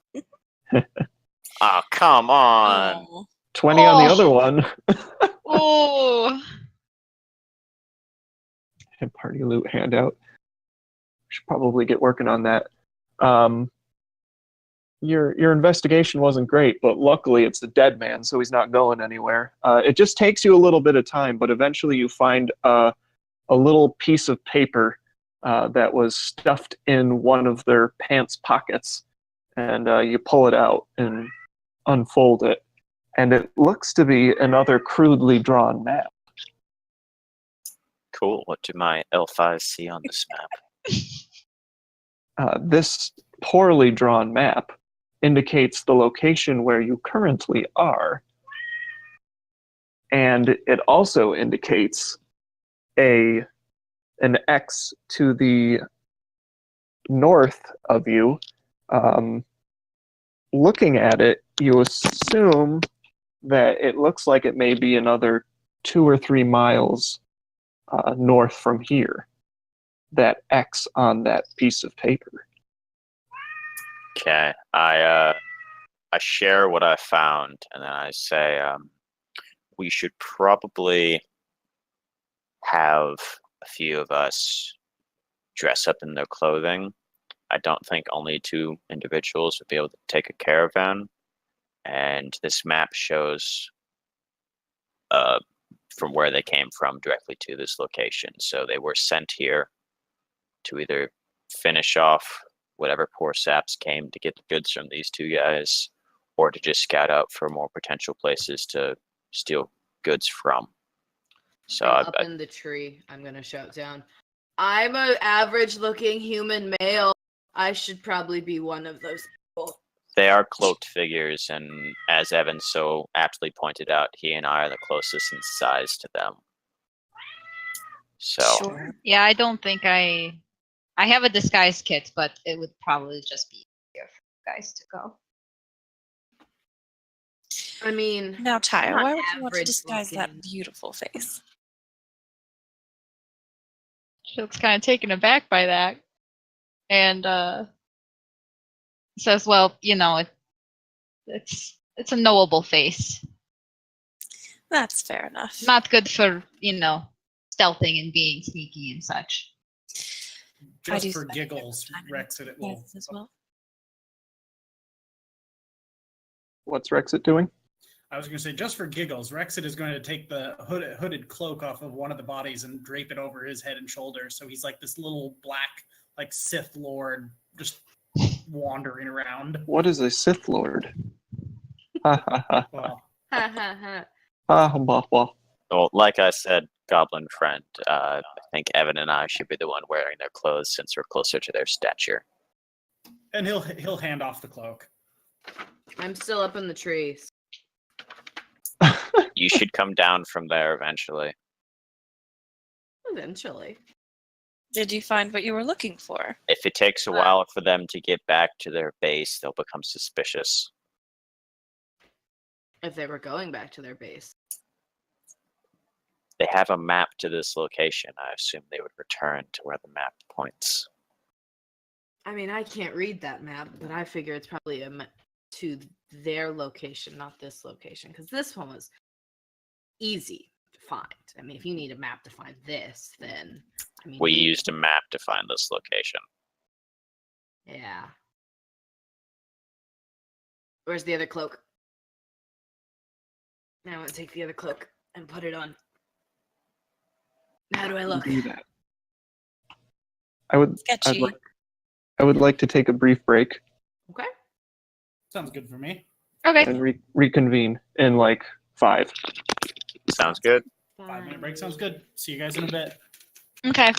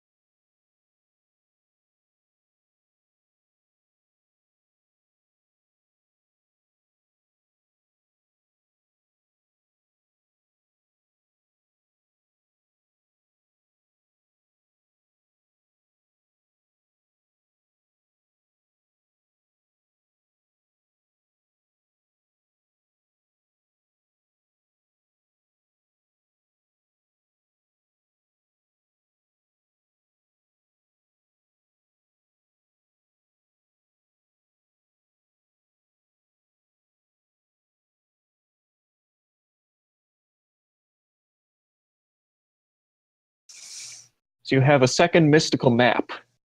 You have 2 cloaks, which 2 of you are wearing, and you have a harebrained scheme. So we'll pick up from there. Typical level 1 shenanigans. Okay, let's do this. Exactly. Okay. So, Look around the Team group. Cloak. Do any of you have a way of communicating from a distance somewhat quietly? No. Oh, wait. I can What- teach what- you guys a few basic hand symbols if these can't. I don't know if that would be helpful. These. Doesn't really work over a distance, and also I can't see. So Okay. Did I take that spell? Nope, of course I didn't. Ah! Regret. Nope. Okay. Well, we can pull a book or take a page from the book of these fellas, and Evan and I will wander off ahead from the group. And if you guys hear any piercing whistles that don't sound like they're from animals, but from a person whistling really loudly, because I cannot perform too well, know that you should all come charging in after us. this sounds like a very good plan. Are we sure no one else wants to wear this cloak? Just if anyone really wants to play target practice, I'd be happy to give the cloak up. Well, you seem to be our best talker. Okay. Besides, Fine. our main goal is to look inconspicuous to get close enough to go after these individuals. Like, I forget who said it earlier, but we should probably try and keep one of them alive to bring back to the guild or get information from. If I I die, I agree. blame you. Okay. Let's go. I don't know where we're going. Yeah, well, I have the map, so you don't. Maybe you should lead. Anyway, so I dress myself as best I can to look like one of them. So clothing over me with the short bow and quiver hung over my shoulders. And then they had a short sword as well, so I could just wear mine on my side. Okay. I very gently hand my violin to Toya or Taya? Taya. Taya. To Taya. I feel like you're probably the only one who isn't going to smash this over someone's head. I would never. And then I also put my scarf around her neck because it's pretty vibrant and might be noticeable. Just pull the cloak tighter. All right, let's do this. Oh, oh wait. You're a bard also, aren't you? Yeah. I was gonna give you inspiration, but We could inspire each other. I'll give you an extra one. I give bardic inspiration. And I return the favor. Bard to bard. Oh. Okay. This is a pretty scarf. Those colors are very good with your skin tone. Oh, thank you.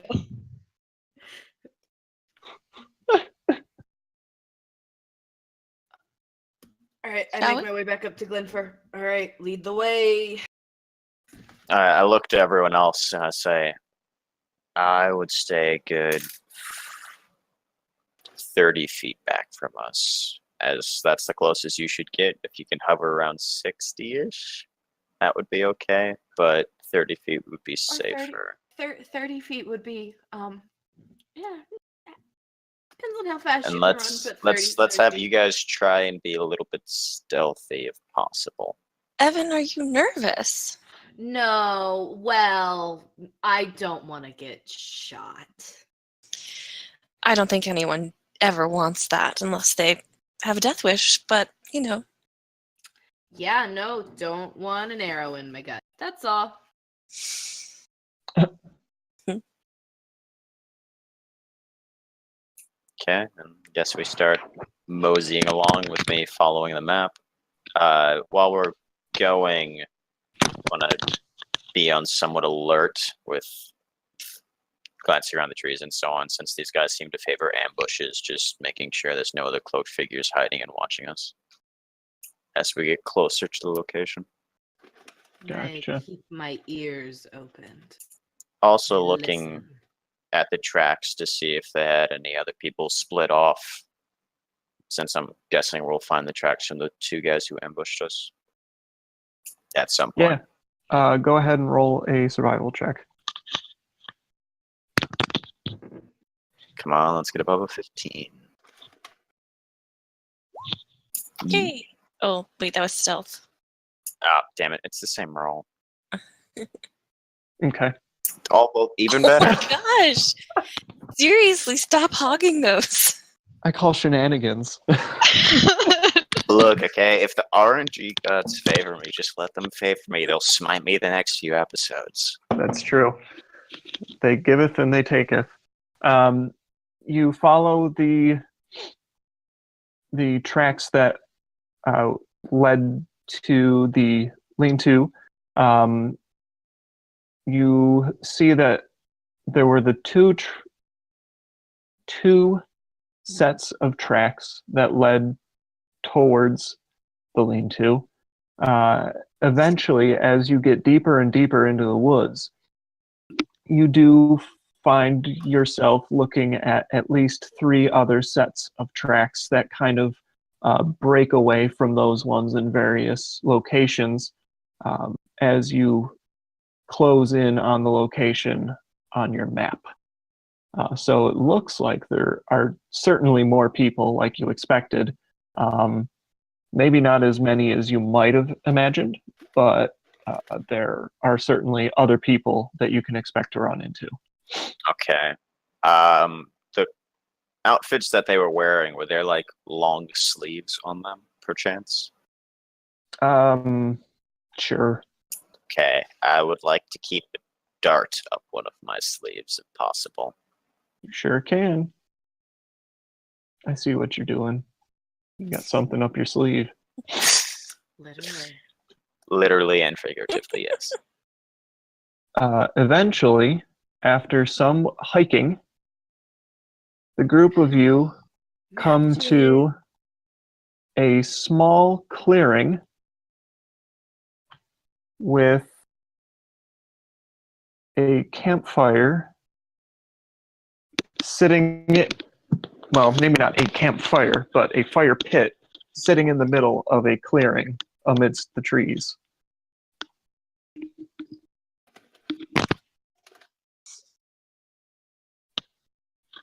What's that? Oh, yeah, look at that. Huh. I'm good at that. How's that? There we go. Yeah, I don't want to be doing that. Nothing new from me.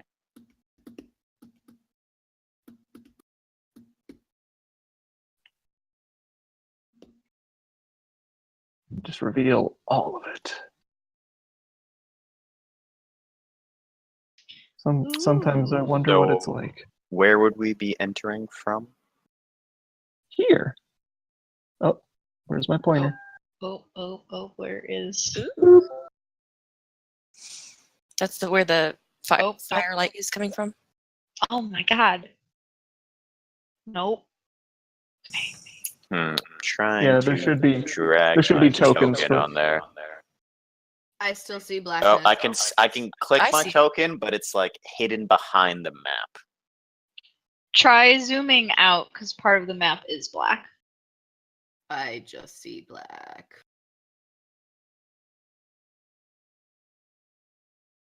I think they're on the token layer, but let me try again. I don't see any tokens. Yeah, because like when I went to go drag my token on the map, it's like I can still click on it, but I cannot see it. I don't think I have a token. Oh, I just didn't have a token on the thing and I couldn't see. I was just blind. No, I literally. dragged my token on and I can't see it. I put everyone's tokens on. Technology is hard. Yeah, I dragged two of mine on, so I think there's 3 me's right now. And they are moving now. No. No one can see them? Apparently, I can see myself I and can't some see. trees. I can't. Nope, I see nada. Nope. No. That's a nope. And I can no longer select them. Oh, I can see a fire pit and boxes and I wonder if there's like... I cannot see any of that. Okay. Steve, can we go to technical difficulties for a moment? Sorry, chat.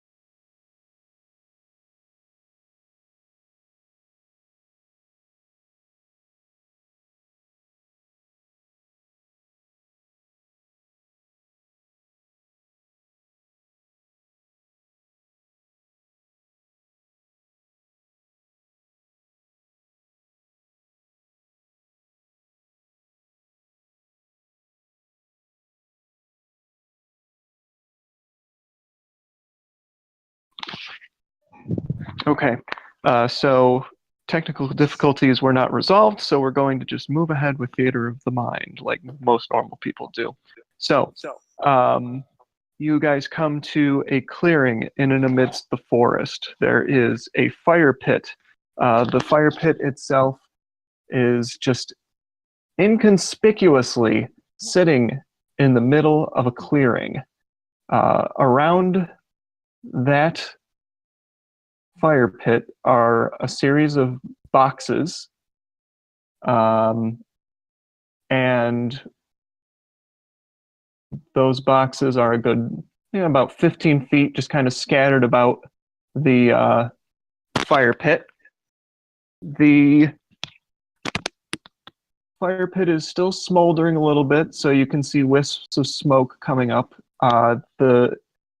The sky is starting to get a little darker. It's turning into dusk because it's taken you probably about another hour to keep trekking your way through the forest.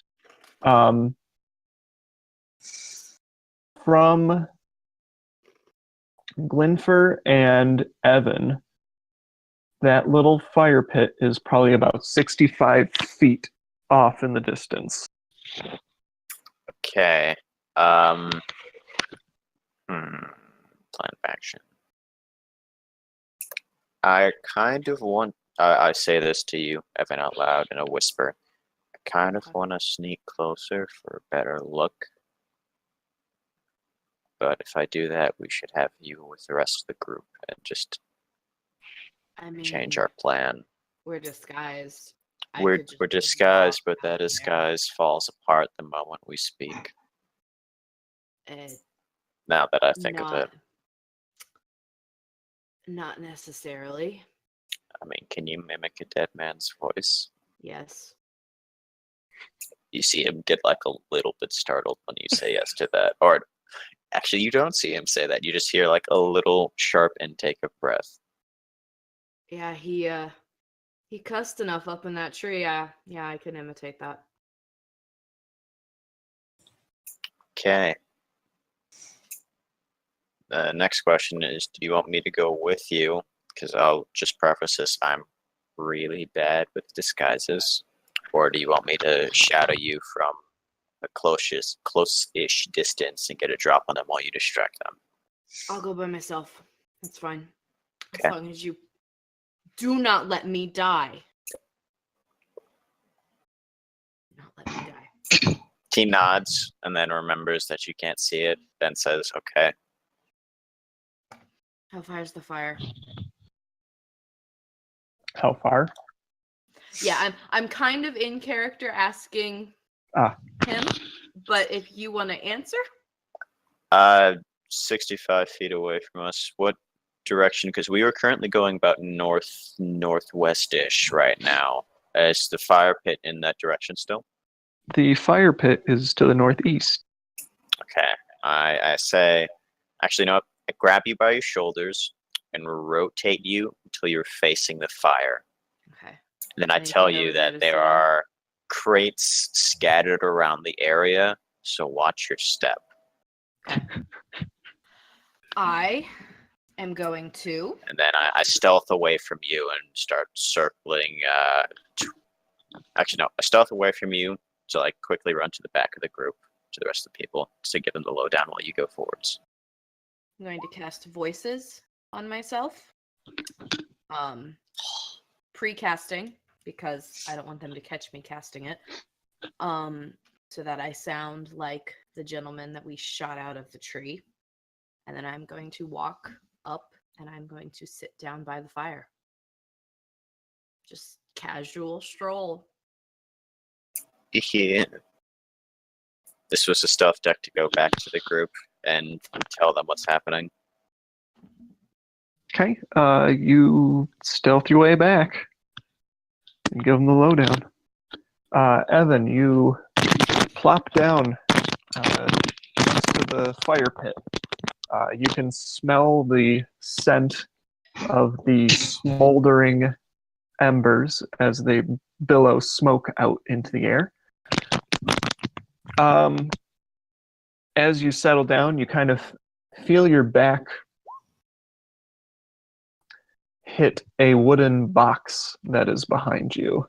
I'm gonna lean back on it and pull out my flask and just take a swig. Just, casual bandit chilling by the fire.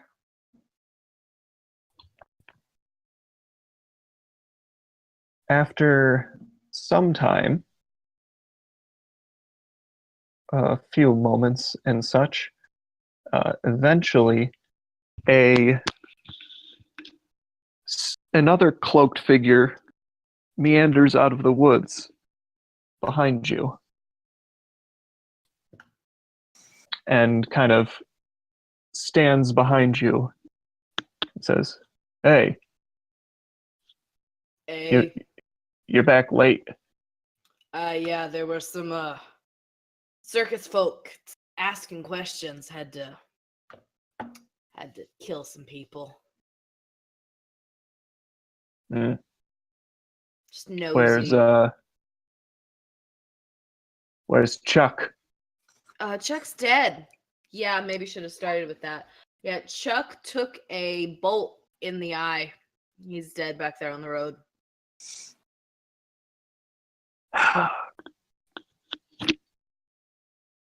Cripes. We gotta buy better men.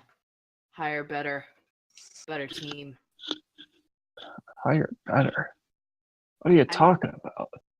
And Chuck was useless. He tried to sneak up on him and they just turned around and he's dead. We're making money. We might as well put a little bit of it to use to make more money in the future.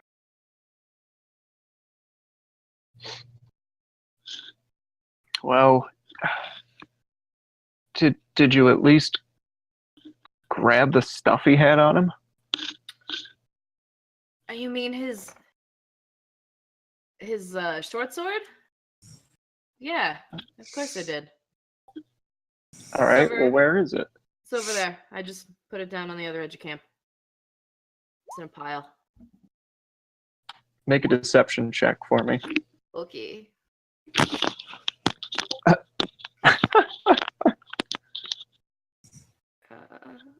I am okay at that, so fingers crossed. Yes.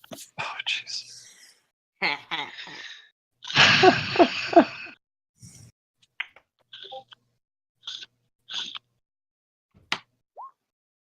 Yep. All right. Yeah.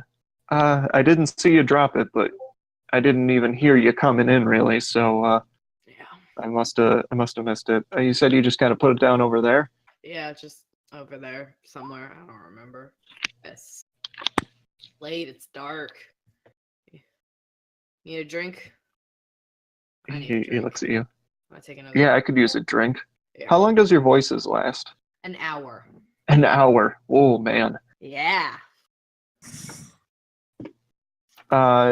So Taya and Juniper, in the meanwhile, are sneaking off into the woods, apparently.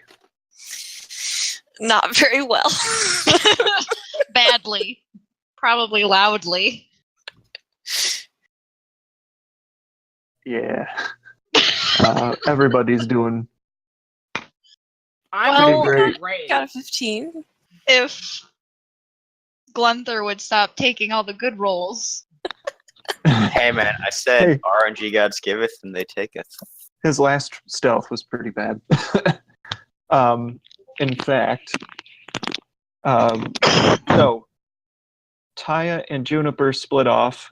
Rexit, who are you sneaking off with? He's with me. Okay. Which direction are you guys headed? We were circling around the right side of the camp while I'm saying Taya and Juniper are going around the left. Yeah. Is that everyone? Okay, that's everyone's understanding. Cool. Yeah. Awesome. Taya and Juniper, I would like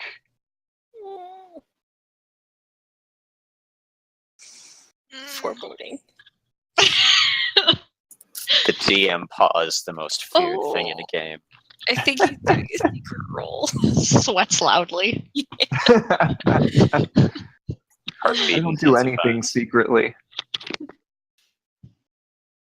The suspense is quite literally killing me. Oh, man. Oh, just a second. I lied. Hmm. Oh! It's so good to watch the DM Somebody's play, getting hit.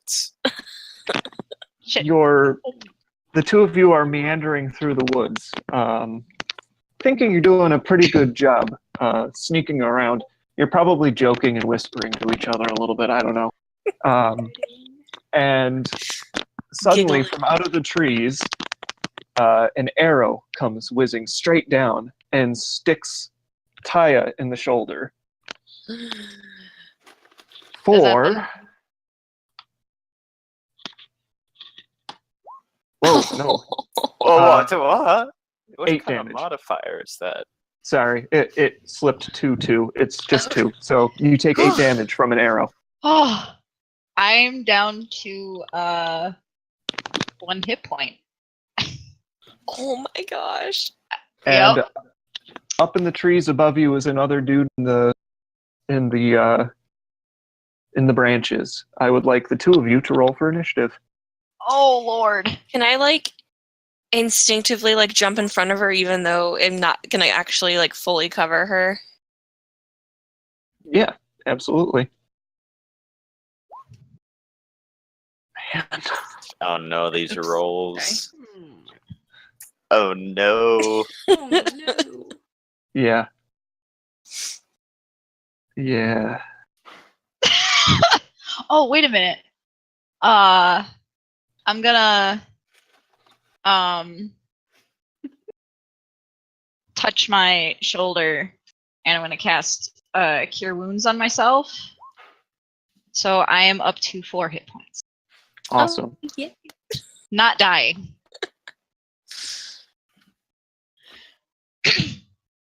Okay. The figure up in the tree lets loose a shrill whistle and knocks another arrow and shoots it straight ahead.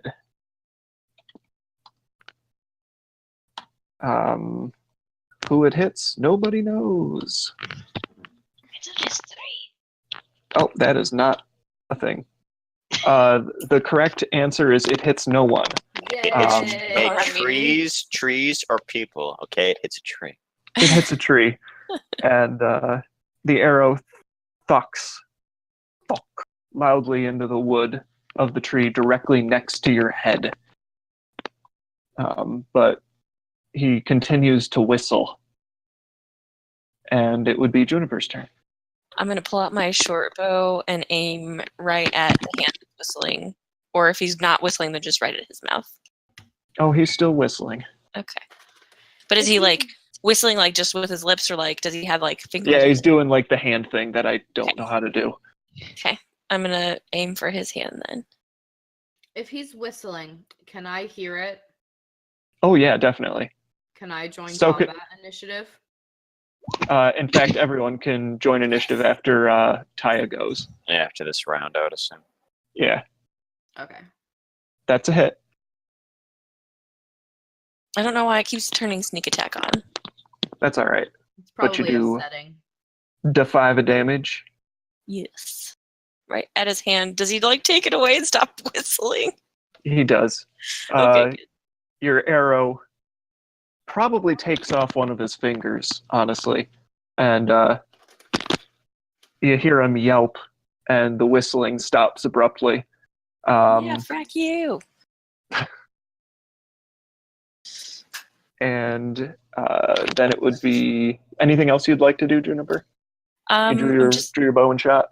just glancing back at Taya, like, that looked like it hurt, and just readying another arrow. Did I grab my dagger? Well, it's I your think you turn, did. so you sure can.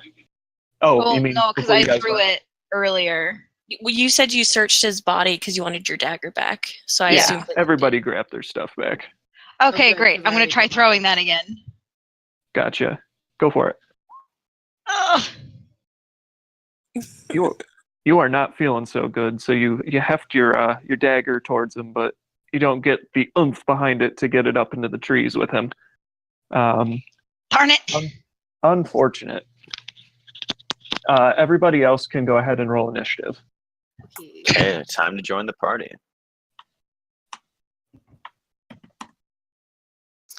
Wow. Nah. Like I said, it taketh away.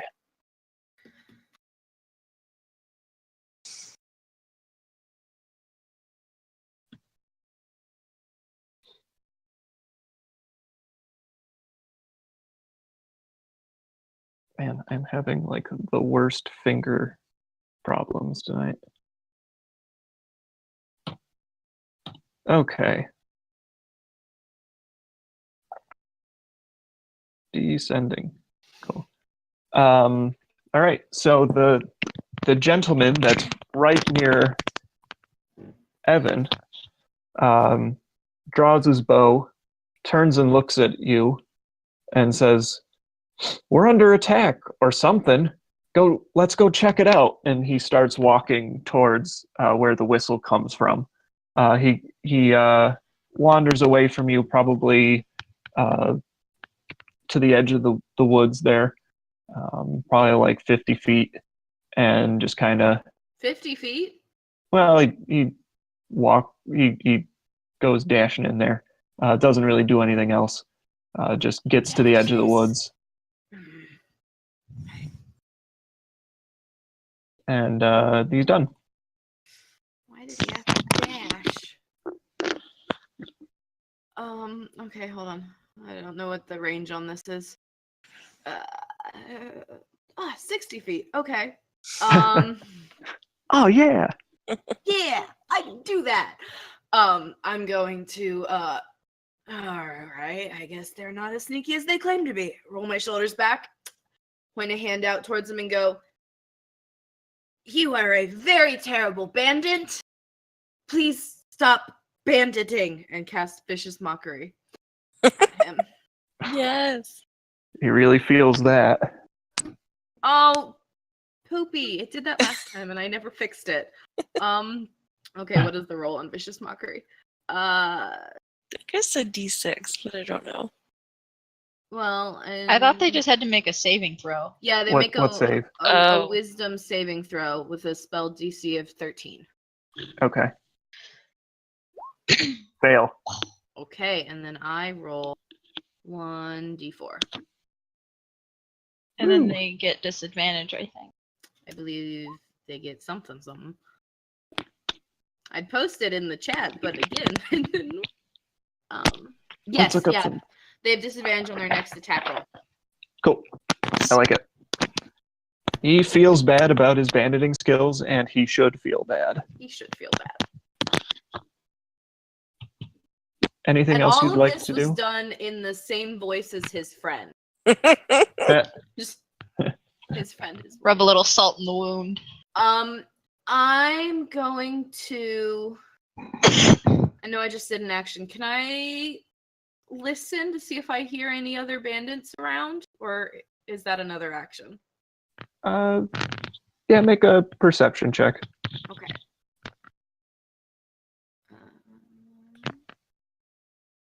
And I'm listening.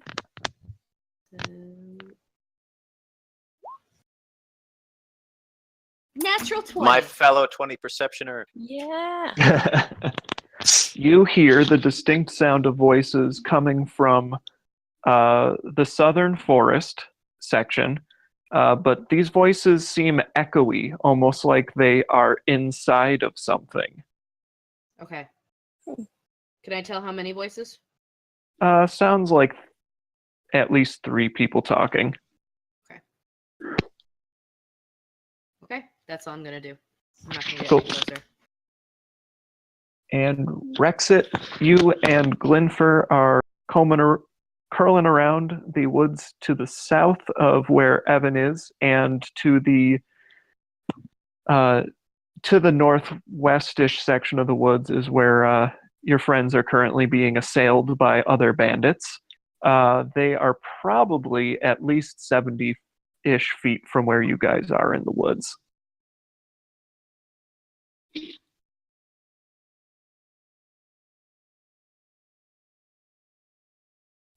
I see you're talking, but I don't hear you, Rexit.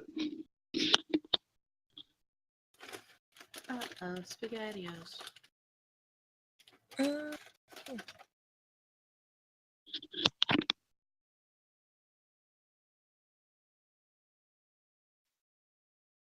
Still nothing.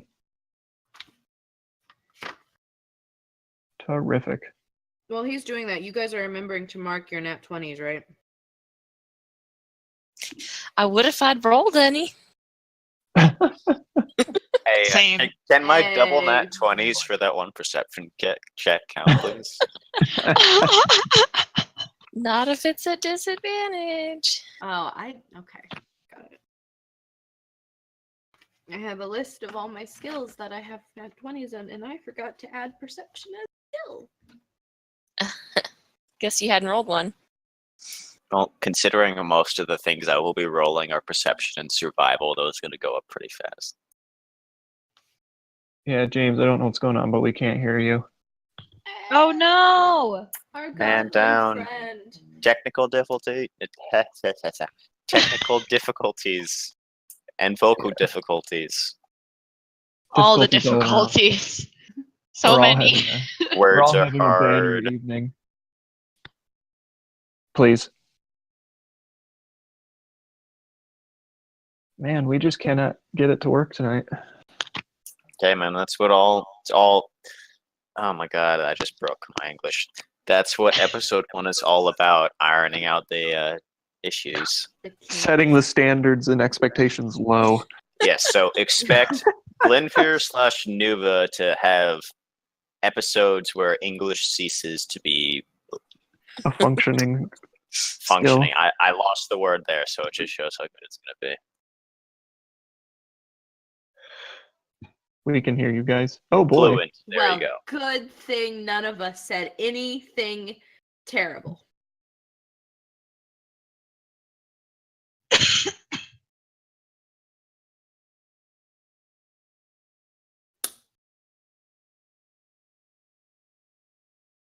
I don't know who to believe. I'm more inclined to I believe the server god over the anyone server else. god, yes.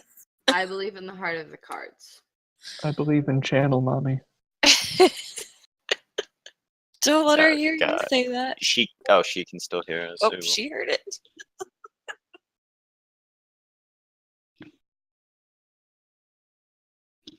Everything's broken.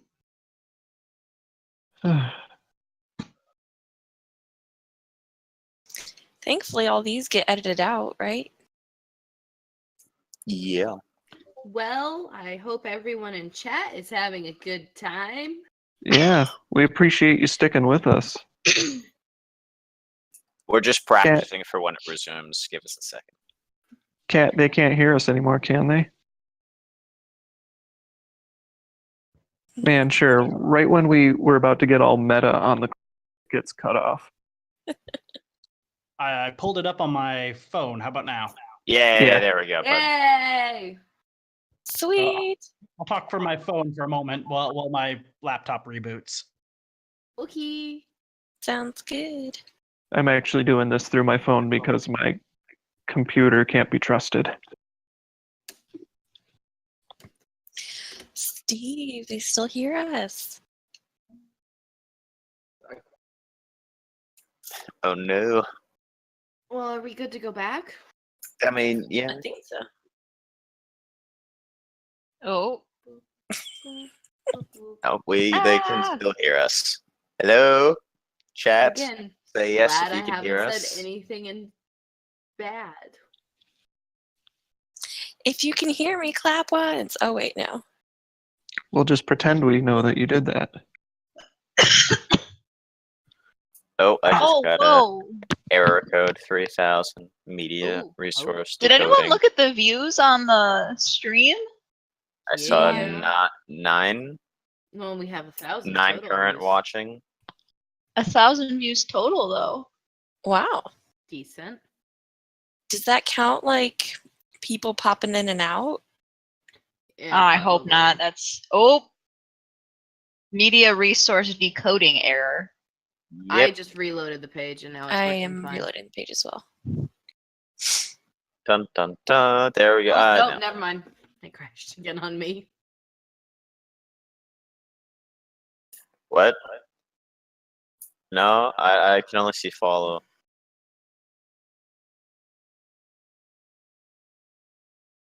Now it's resource error 4000. Ooh. Oh, it's not for We're me. upgrading. I have no idea what you guys are talking about right now. We Yeah, have I'm 10 getting, people uh, watching Twitch. now, though. Probably Error more than the- 4000. Resource format not supported. Mine says media resource decoding error. Different. That's what mine says.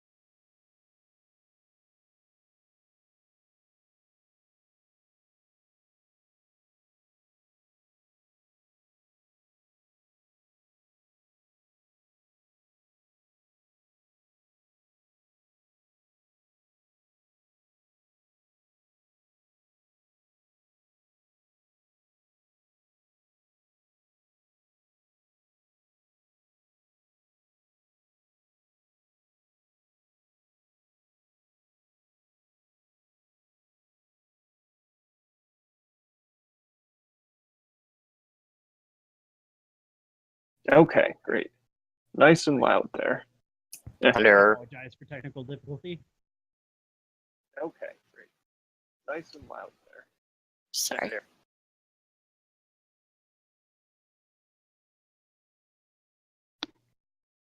Okay, James, what are you up? Or Rexit, what are you up to? You said it was 70 feet to engage the nearest bandit, so Rexit will dash that direction. Okay. And dash you do. I'm a goblin, so I dash as a bonus action. So if it gets me within like 10, 20 feet, I'll throw a knife. Or if I'm in melee range, I'll stab him. How fast do you move? I move 30, so dash to 60. So I can throw a knife probably. Yeah, you can definitely throw a knife at the guy that. Stream is crashing again. Twitch is.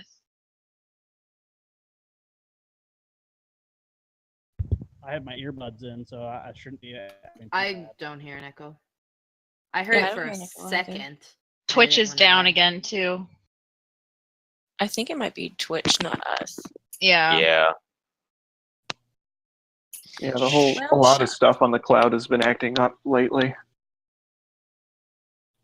I know my Discord was down on Friday or Thursday for a little bit. Okay. Twitch is up again. You just have to refresh it. Okay, so go ahead and throw your dagger there. That is a hit. Dang. Dang Is that a indeed. crit? No. it has to be I wish. not 20. Oh, That's the +5. Got it. that's a really good hit though. Should And hit him with just in case, Fury of the Small. Yeah. Well, Heck Fury of yeah. the Small does 1 damage. Yeah, because he's level 1. Ah. It's one I more mean, damage than you would have had. If the guy's bloody and looking like he's about to go down, yeah, I'll use it. But if he's fresh, no point yet. Your dagger sails through the sky. It strikes right in the back of the guy looking into the woods there. As you come running up, he turns around just in time to see you, but he can't avoid the dagger. It's kind of sticking out of his back right now, and he's craning back trying to get it, and he's yelping in pain. He seems to be bleeding an awful lot, but he's not. He could be in worse shape. And since I forgot to say so, Rexit is charging forward with thrown dagger in his main hand, and then he's got a shield strapped to the other arm. So, and just for clarification, his shield is a trash can lid. Trash Nice. can. Awesome. Rexit is so flavorful. Love it. Sorry. And his hat is still in a cart somewhere. Did you say his hat is still in a cart?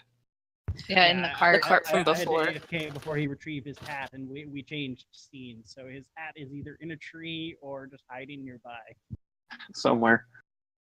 We'll move on to Cloaky.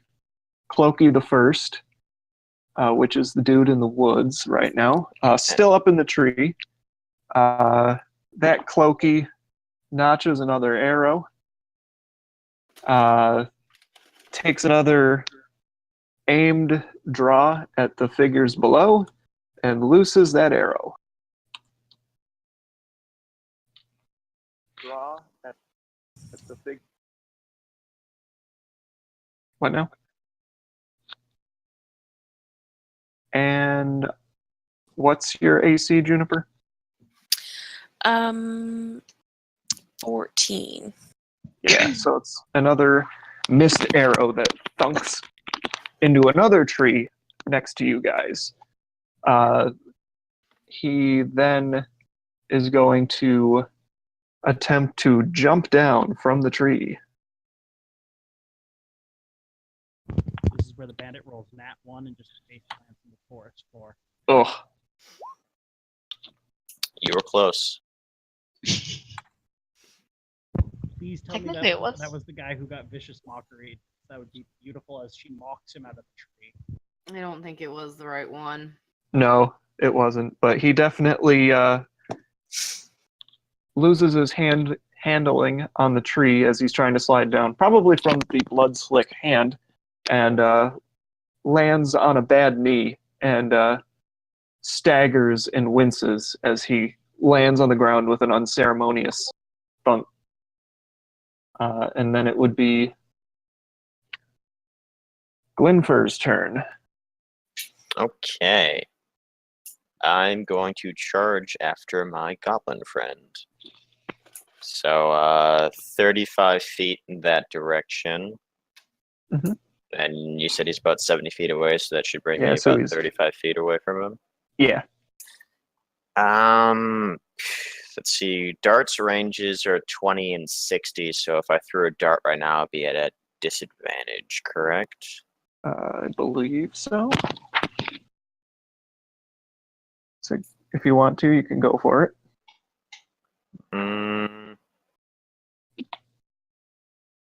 Nah, I know it.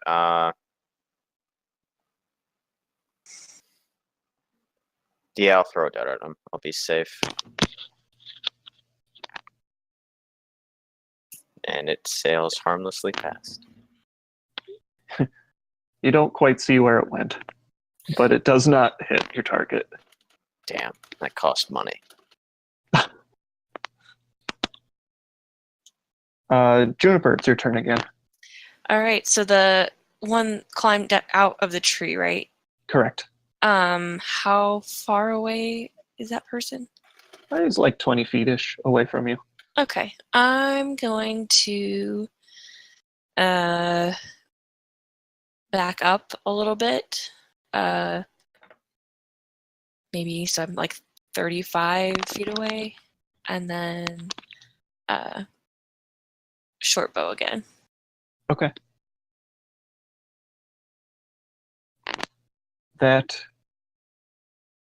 you draw your arrow and sling it out, and it also hits a tree. Ah, man. Taya,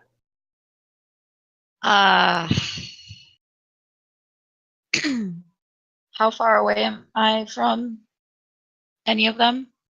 the one is about 20 feet from you. And then the Great. other one is probably about an equivalent distance, but on the other side, on the outskirts of the woods. The same distance though? Yeah, And the one in the woods, has he taken any damage? they've both taken some hits. Okay. I think I'll go to the one in front of me and I'll rush up and take a swipe with the short sword. Okay. Roll for it. Oh, that's a hit. Oh, thank goodness. 4 damage.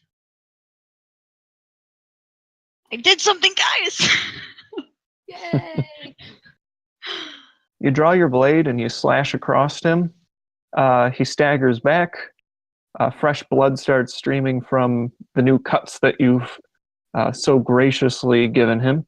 And he doesn't look great, but he's not collapsed yet. So you moved and you attacked. I believe you're about good, unless there's anything surprising you'd like to do. Nope.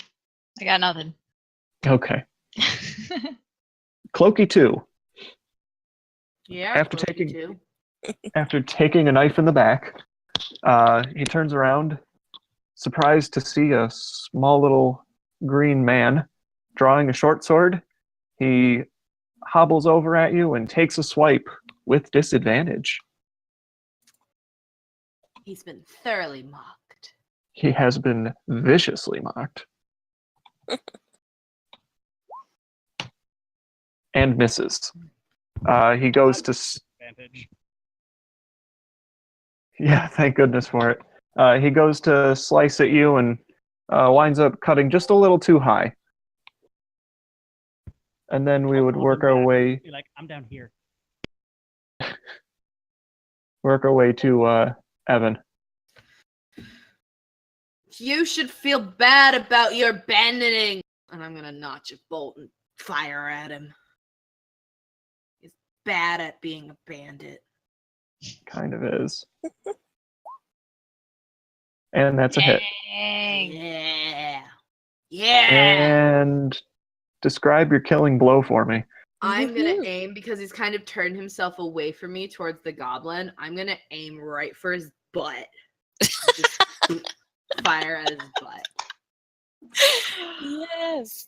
You strike him right from cheek to shining cheek. Oh. And he collapses to the ground. And if he's not dead, he's probably pretending to be at this point. You But deserve he's- that. Not doing anything else at this point. What a horrible way to go. He Not an deserves injury you it. want to survive either. Ugh. No. Will you be doing anything else, Evan? I am going to. You said the voices were in south. Yeah, in the woods from where like Rexit and Glyphner were coming from. I'm gonna go Or over to Glinfir. Rexit and just kind of walk as far in that direction as I can get with 30 feet of movement. Okay. Speaking of which, that would bring it back around to our goblin friend. Well, my dead target is dead, so I best go find somebody else to stab. There's guys in a building down there in the south. I will pull my poorly made dagger out of dead dude in front of me, and I will zip off in that direction. You do that. Charging forward. If the 60 feet gets me in range of somebody, I'll put another dagger in him. You don't see anybody else, but you basically tear back into the woods where you came from. I would like you to make a quick perception check for me. Okay.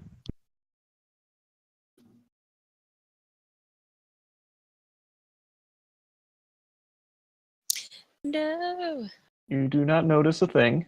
Now I would like you to make an acrobatics check for me. Uh-oh. Oh, something's coming! I sent the It's a goblins trap. to its death. Oh no. As what you have go you running, done? as you go running off into the woods, directly towards the sound of those voices, you step squarely in a bear trap, Oh, ouch. and you take 4 damage.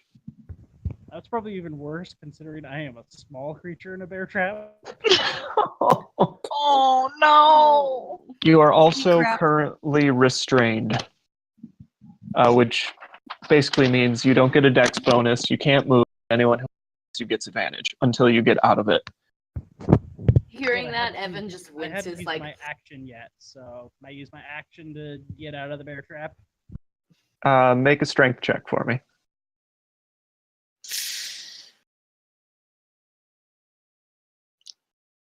I don't suppose there's an escape artist that I can just squirm out. Or thieves' tools? Oh, even better. It's a I will it's a bear disable it trap. while I'm stuck in it. You'll disable it while you're stuck in it. It's probably around my leg, I hope. Yeah. Yeah, you pull it apart, you disable the mechanism, and it just kind of falls loose. Not before it did damage to you, though. Yeah, The other- that's me done. Thank goodness for thieves' tools. The other cloaked figure, seeing his friend die,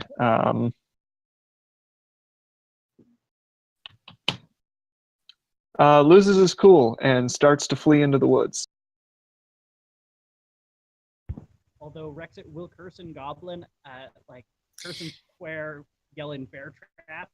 So the other person who knew Goblin will know there's a bear trap nearby. Rexit says watch out for bear traps. I heard that. Sure is. Getting He stuck turns in there. tail to run, so Taya, you can make an attack of opportunity if you'd like. I'll take another swipe with the what am I using? Short sword. You hit him. Yes. Nice. There it is. Yep. Chop his head off. He goes to Seriously, turn yeah. and run, and describe your killing blow for me. Wait, we need one along. What? Nothing. I'm not there. Continue. Oh, okay. I run up to him and kind of jump up and bring the blade down. Yeah. Hack down on him as he's trying to Yeah. turn tail and leave. Cool.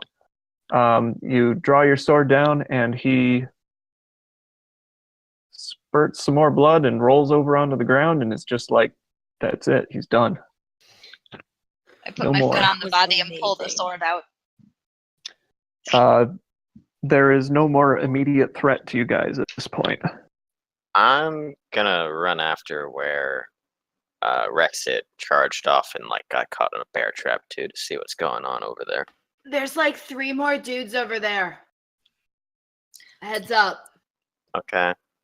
I'm gonna go over to Taya and like just touch her elbow. Like, that was really cool. Are you okay? That one arrow looked like it really hurt.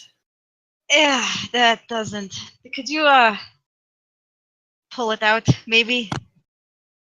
Oh, okay. I'm not good at like medicine or anything, so like That's I hope fine. you I guys- just. Okay. I pull out the arrow. That doesn't feel good. Okay. All right. Well, I should follow them and. I'm gonna, knowing that Rexit was stepped in a bear trap, I'm gonna tell them, hey guys, can I like check and see if there's some more of these first, so we don't trigger anything else? And then investigate for traps. Rexit, I'm gonna tap you on your shoulder and point out what I found. What did you find? I mean, he can see there's a cave near us. Now that I pointed it out. There's another hidden bear trap as well that Juniper finds. I want to disable it and then like try to keep it. Okay. Should I do walk over in that these tools? direction. Yep. Okay. Yeah, I'd say that disables it. Most of us Okay. should have thieves tools. I grab it. There are too many rogues in this group. There are just enough rogues in this group. Keep efficient with thieves tools without being a rogue. True. I get up to the group and I say, so there's like at least 3 people in that cave if you listen really closely. How big is the entrance to the cave? It's wide enough for like 3 or 4 of you to pass through. It's actually pretty big, but they've done their best to kind of try and obscure the mouth of the cave with all of these branches and boughs and stuff. My gut says this is either their true camp or where they're storing the more valuable items they're keeping. My gut says ambush them here at the entrance. What did we do with that other handcart? Oh yeah, we left the handcart on the road with those 2 guys, which is Yeah. really not we have smart. to either You go know- back to that or like We can always try to smoke them out. Light some branches and stuff on fire and toss it in. They have to get out so they don't asphyxiate. Or, we could not do that. I mean, I'm gonna set their bear trap at like a little ways into the entrance.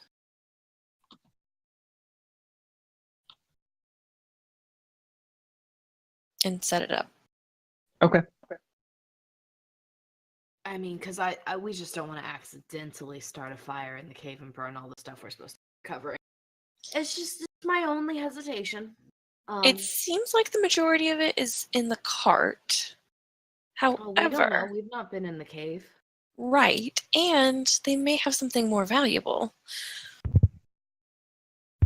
We I'd did hate to waste an inspect the opportunity like handcart. that. I just want to point out they all probably heard that fellow whistling over there. So the longer we dilly-dally, the more time they have to prepare. How long has this battle been? Less than 15 seconds. So I still have voices active, correct? Yeah. Okay. I mean, I Send still voices sound into the like the cave and say, bandit. hey, we're gonna sneak in here. What was that, Rexit? Sorry. You could use your voices, send it into the cave, and be like, "All right, guys, quiet. We're entering their cave." And when they all like unleash their arrows at the cave entrance, we move through. But I sound like them. Shouldn't I Yeah, just come down and say, The voices just make him sound like them, not that he can cast his voice somewhere else. Oh, I thought you were talking like ghost noises. My bad. Never mind. That might be good. like, I just coast is all clear. Can I get someone to bodies? To get someone to what? Help me deal with the bodies. Maybe Yeah. send them out one at a time. You guys ambush them. Stabby stab with the sword. I can do that too. I mean, unless you guys think it's a terrible idea, in which case I won't do it. But I like that idea. Perhaps we should see how many there are. You said it there's sounded at like least 3. I have pretty good hearing. I don't doubt that.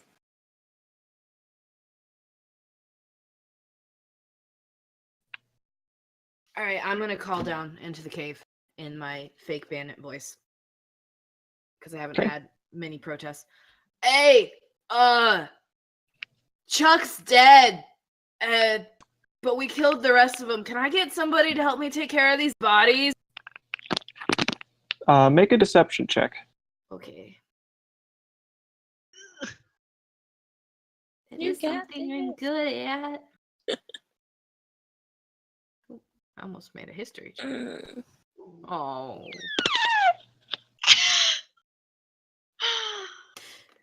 Okay, well. Could be worse. Players, Player's advantage? I mean, you do have the voice. I do Flip have a voice. coin. Flip a coin. I'm inclined to give it to you. Yes! So, everybody describe what positions you're taking up here.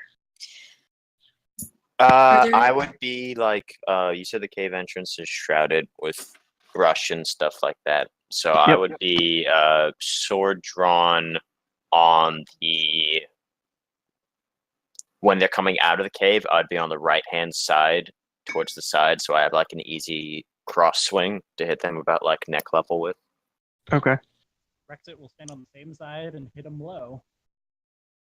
Yeah. Stand on top and point my crossbow right back, like straight down, and go through his head. Jeez. Okay. Wow. So Glinfir will also take this moment to whisper, "Remember, we need to take one alive." There's more than one. I'm gonna use the bush as like partial cover and notch an arrow. Okay. I'd probably be like on the side of the cave. When I hear them come through, I can pop out and I have my sword drawn. Excellent. All right. So, as you're all standing there,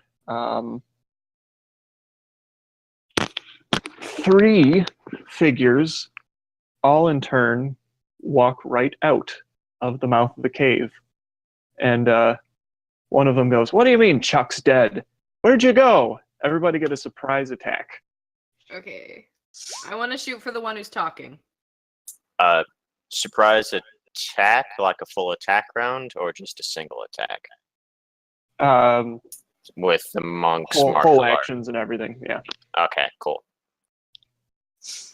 I That's shoot a the hit. guy who talks for 5 damage, straight down into his head.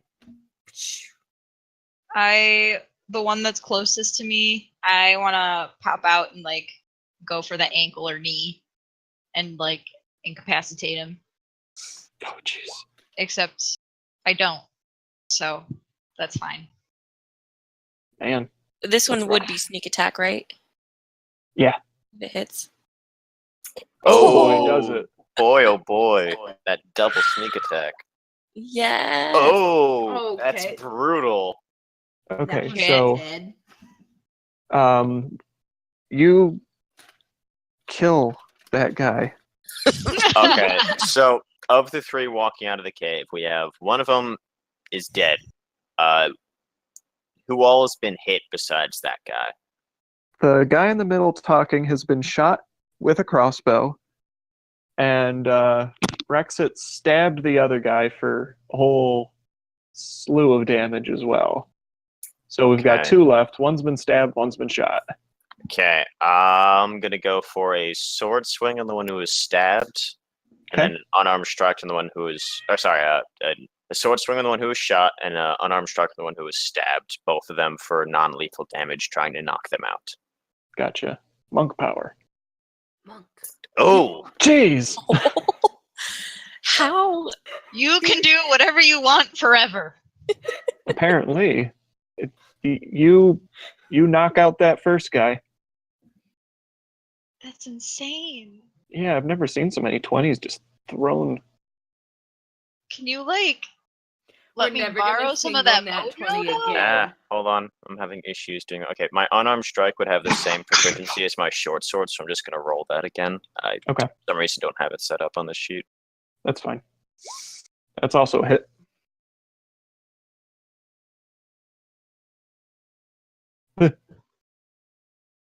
Oh. Not so great. Both of them are non-lethal, so that one was against the guy who got hit by 10 points for the 4, and the 11 was the one who got hit for 5 points. You're proficient with your fist? Yeah, I'm a monk. Oh, I thought you were a ranger this whole time. Nah, man, I'm a monk.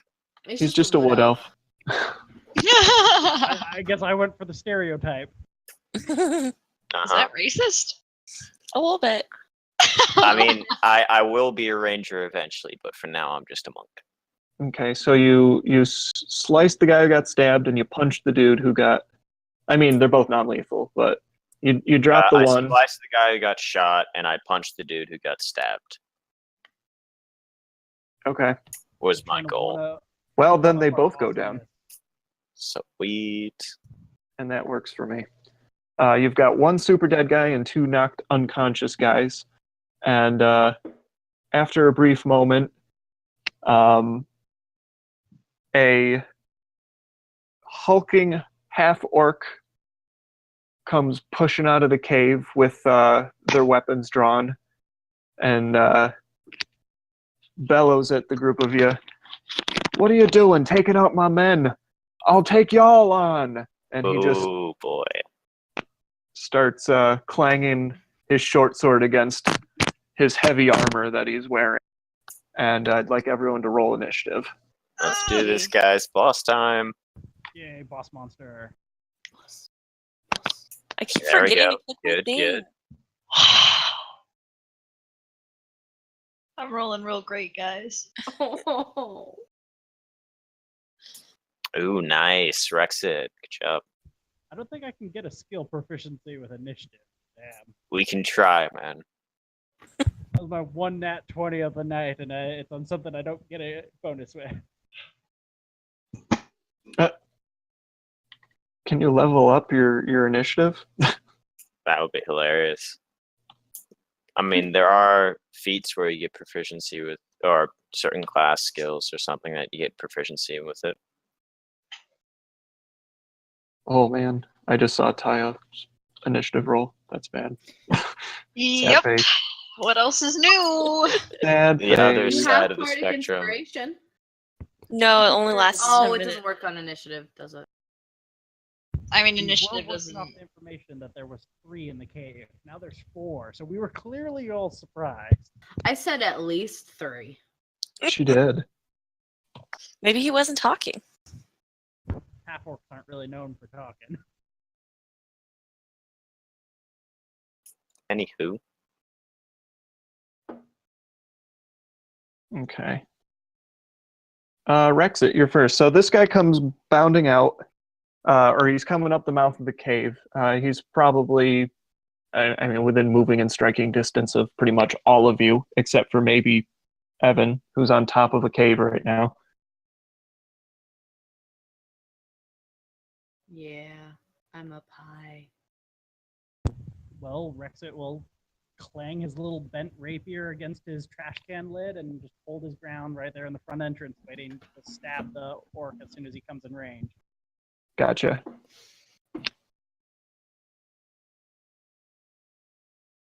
That would bring us to Glinfir.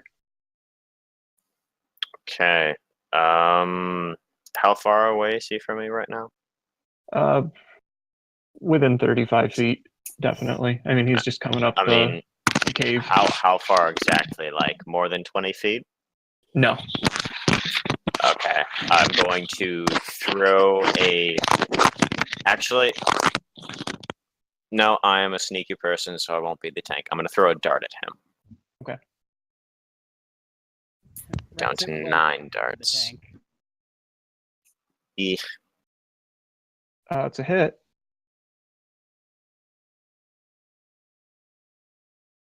Thunk. 7 damage.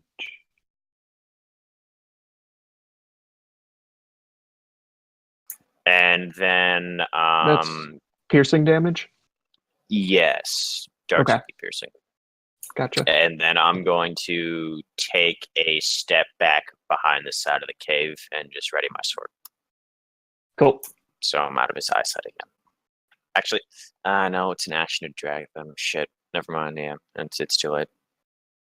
Evan. I am going to, hearing this hulking figure emerge from the cave, I'm going to swipe my hand across a crossbow bolt. I'm going to grip it really tight, and as some drops of blood start to drip down onto his head, I'm going to cast Bane. Ooh. Cool. What does Level that do? 1, because I am at level 1. So he's got to make a charisma saving throw against 13. Oh, he's got this. No, he doesn't. Oh! no. Oh, That was my last spell slot, you guys. I only have 2 of those. yeah, I used up mine too. Kind of All you licks up puny the blood. spellcasters are out of stuff. All right, licks up the blood dang. and chuckles. Okay.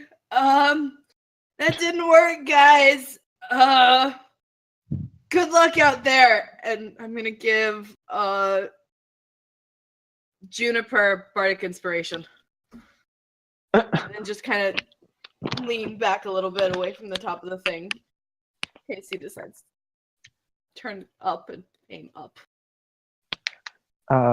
The half-orc pulls the dart out of him and throws it down. He readies his shield and comes striding up, and Rexit, you will get your attack. Yay! I try and stab him.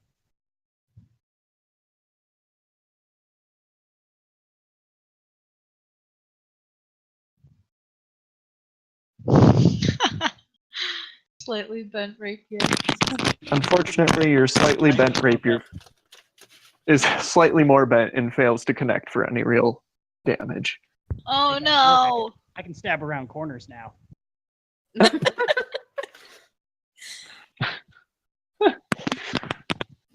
He reaches down and attacks you in Oh. turn. What's your armor class there, buddy? 17. 17. Oh dang! Oh, thank no. God we have the buffer. Oh no. Because that Okay, would I'm have been a a brutal smear now. critical and instantly KO'd you. Maybe a smear regardless. Take 4 damage. Oh, He strikes at you with a small short sword of his own,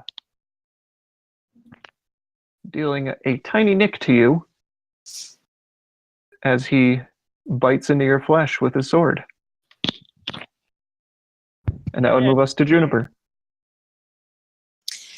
I'm gonna move past, so I'm behind and flanking him. Okay. And I want to stab him with my rapier. Go for it.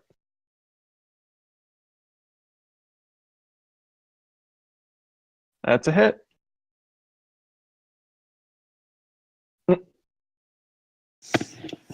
Not great on that sneak attack damage, but what are you going to do? I mean, it's a 1 in 6 chance, so. Yeah. You poke in, you skewer him in the backside for some good connecting damage. He turns and snarls at you.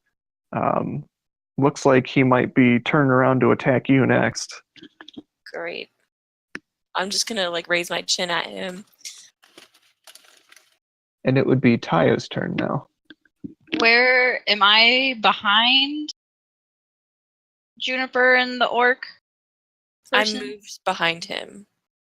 You Okay. are nearby. I mean, you guys are all pretty much at your positions at the mouth of the cave, so it turned into a weird melee right now. Okay. Yeah, I'll pop out from where I am and am I within 30 feet? I maybe. Yeah. Okay, yeah. I'd rush up and take a swipe with the short sword for nothing. Oh no. Oh my gosh! I literally How many rolled 20 people do you need for a flanking bonus? Or is I that thought it only was- a... Is Oh, it is that only, only a... or is it more than one? No, That's- it's just one. You can flank from the direction. I mean, even with the +2, that's still a 7. Oh, it's just a +2. Gotcha. Yeah. Poop. All right. No good. He deflects it with his shield and laughs at you, bringing us back to Rexit. Ugh. It hurts. I'll swing my slightly more bent rapier and try again. Come on, maneuver it around the kinks in his armor. You have more angles now. Really bent rapier. There you go. That's awesome. I love that. Your really bent rapier digs straight deep into his half-orc flesh. You kind of twist it around a little bit as you feel it really digging into his skin. He pulls away and growls as blood starts to ooze out of all of the puncture wounds he has across his body. But he is Giggle. staggered a little bit, but still able to keep fighting. Rexit's just gonna giggle in that annoying goblin fashion, like lick the blood from his face and get ready for next round. But before his turn's done, he's going to second win.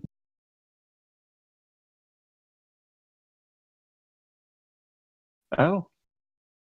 Cool. Nicely done. That brings us back up to Glinfir, I believe. Okay, I'm gonna peek back around the corner, see my fellow allies mostly failing to do anything. And Let's be real, it's only just the one. We've I heard failed him. It's too. fine. hey, I've been behind a corner. I haven't seen much. I only see one person having a stab wound on him now. He's bleeding.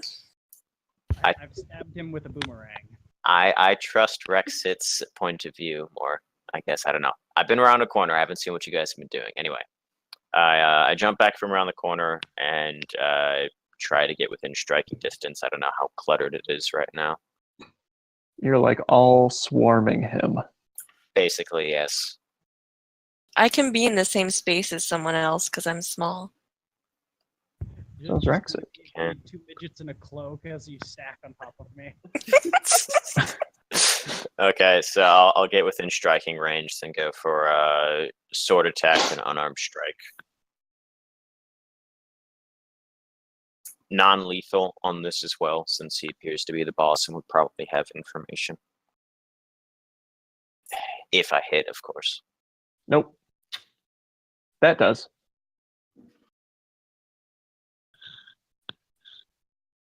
So yeah, I go for like a sword swing. Actually, I'll go for a sword stab, and it just like skitters off his breastplate.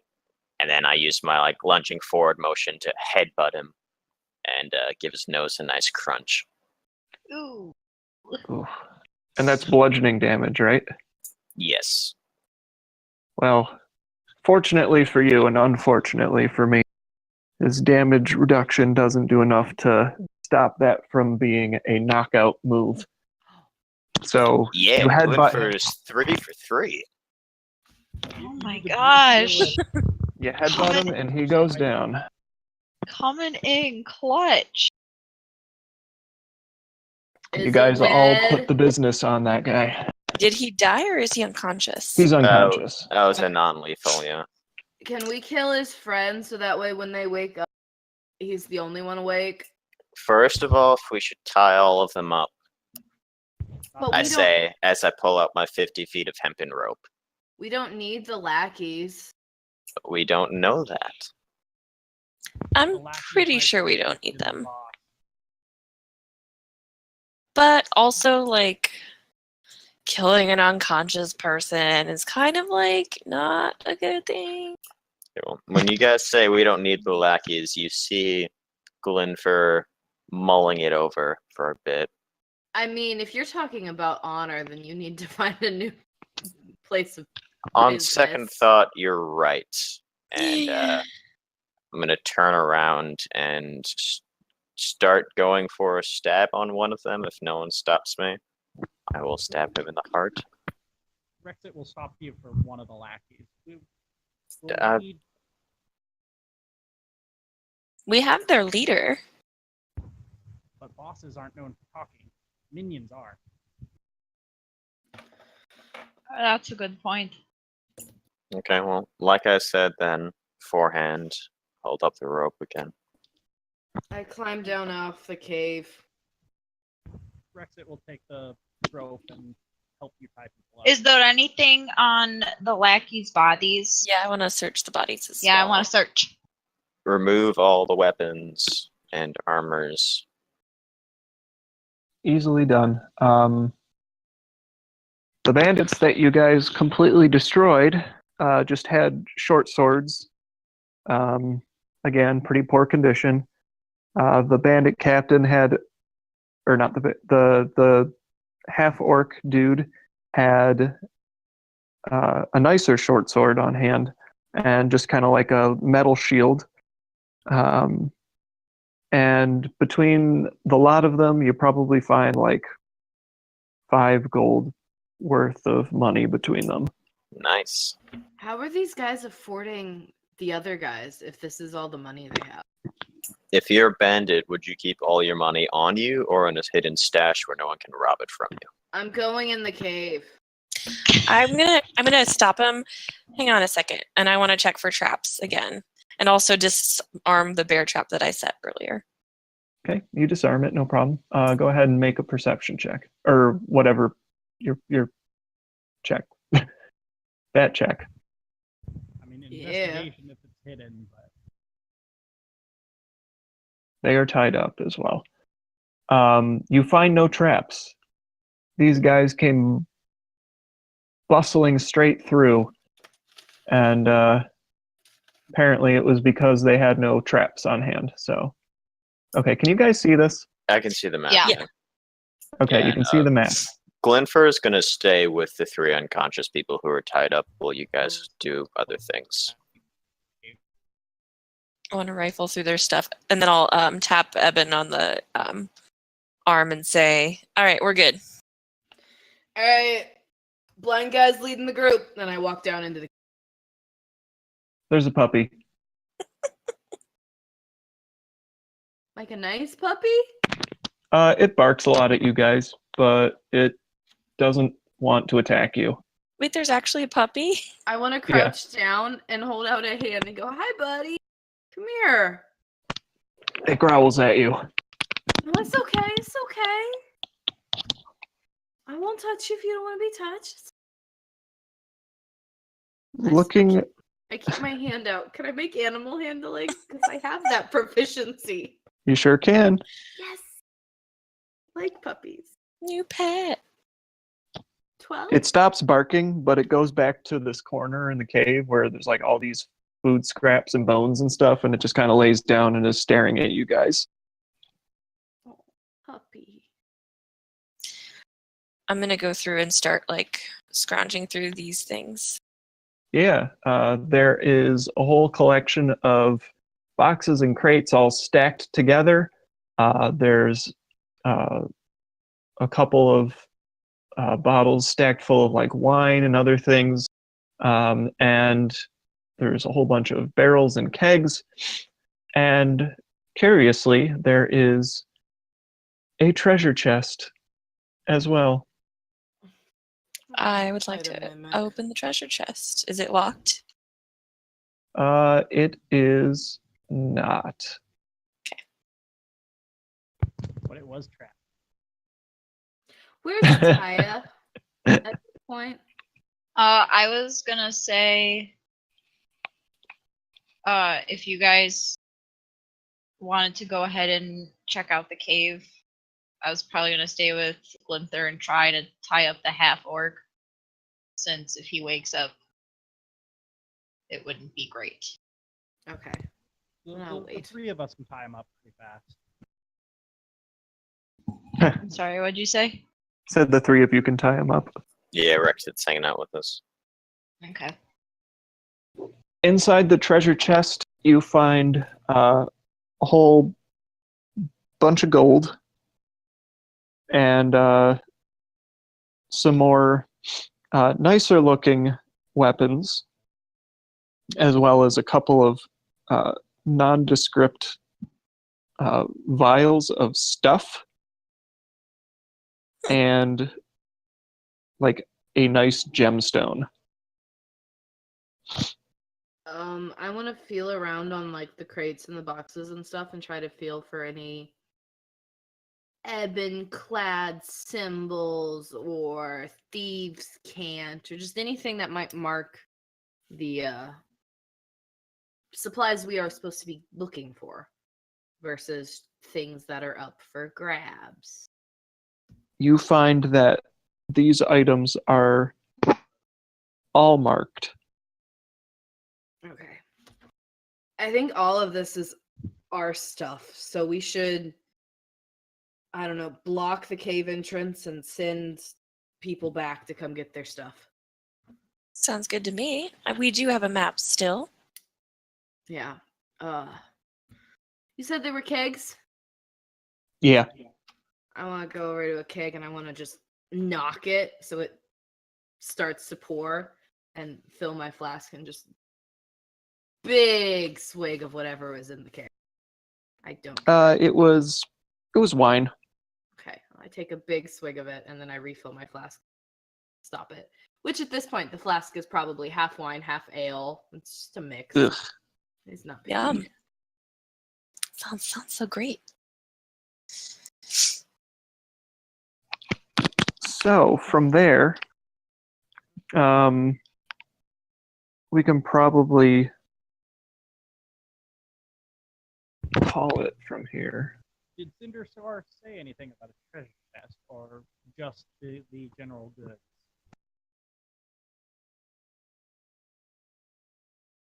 Sorry, Rexit, I didn't hear you too well. Did Cinderscar say anything about a treasure chest? He did not. No.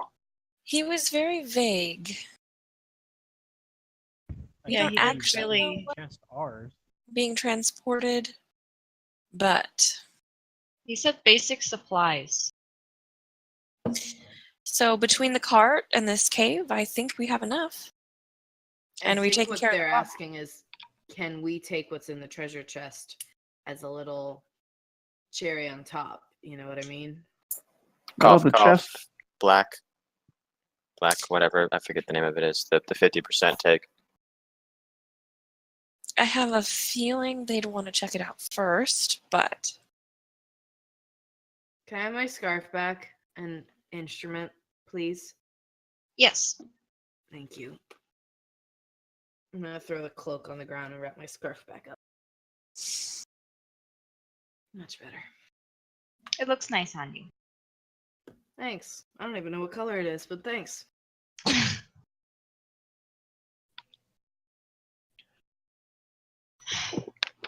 The bandits eventually wake up,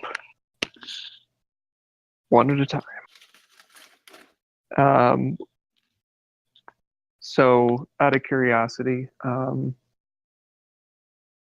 we want to do like a recap at our next game for the end of this, or do we want to keep going, or because we're pretty much done here? We could save negotiations for next time. Yeah. Yep, same situation as Steve. It's up to you guys. I'm good to go for another hour I or so. think some people were getting tired. Yeah, By some people, we can it might be me. we can do a debrief in the window, but we'll call the stream tonight. All right, Go team! Thanks, Woo! guys. None of us died. we did Stream. it. Bye, stream. Great job. Yay.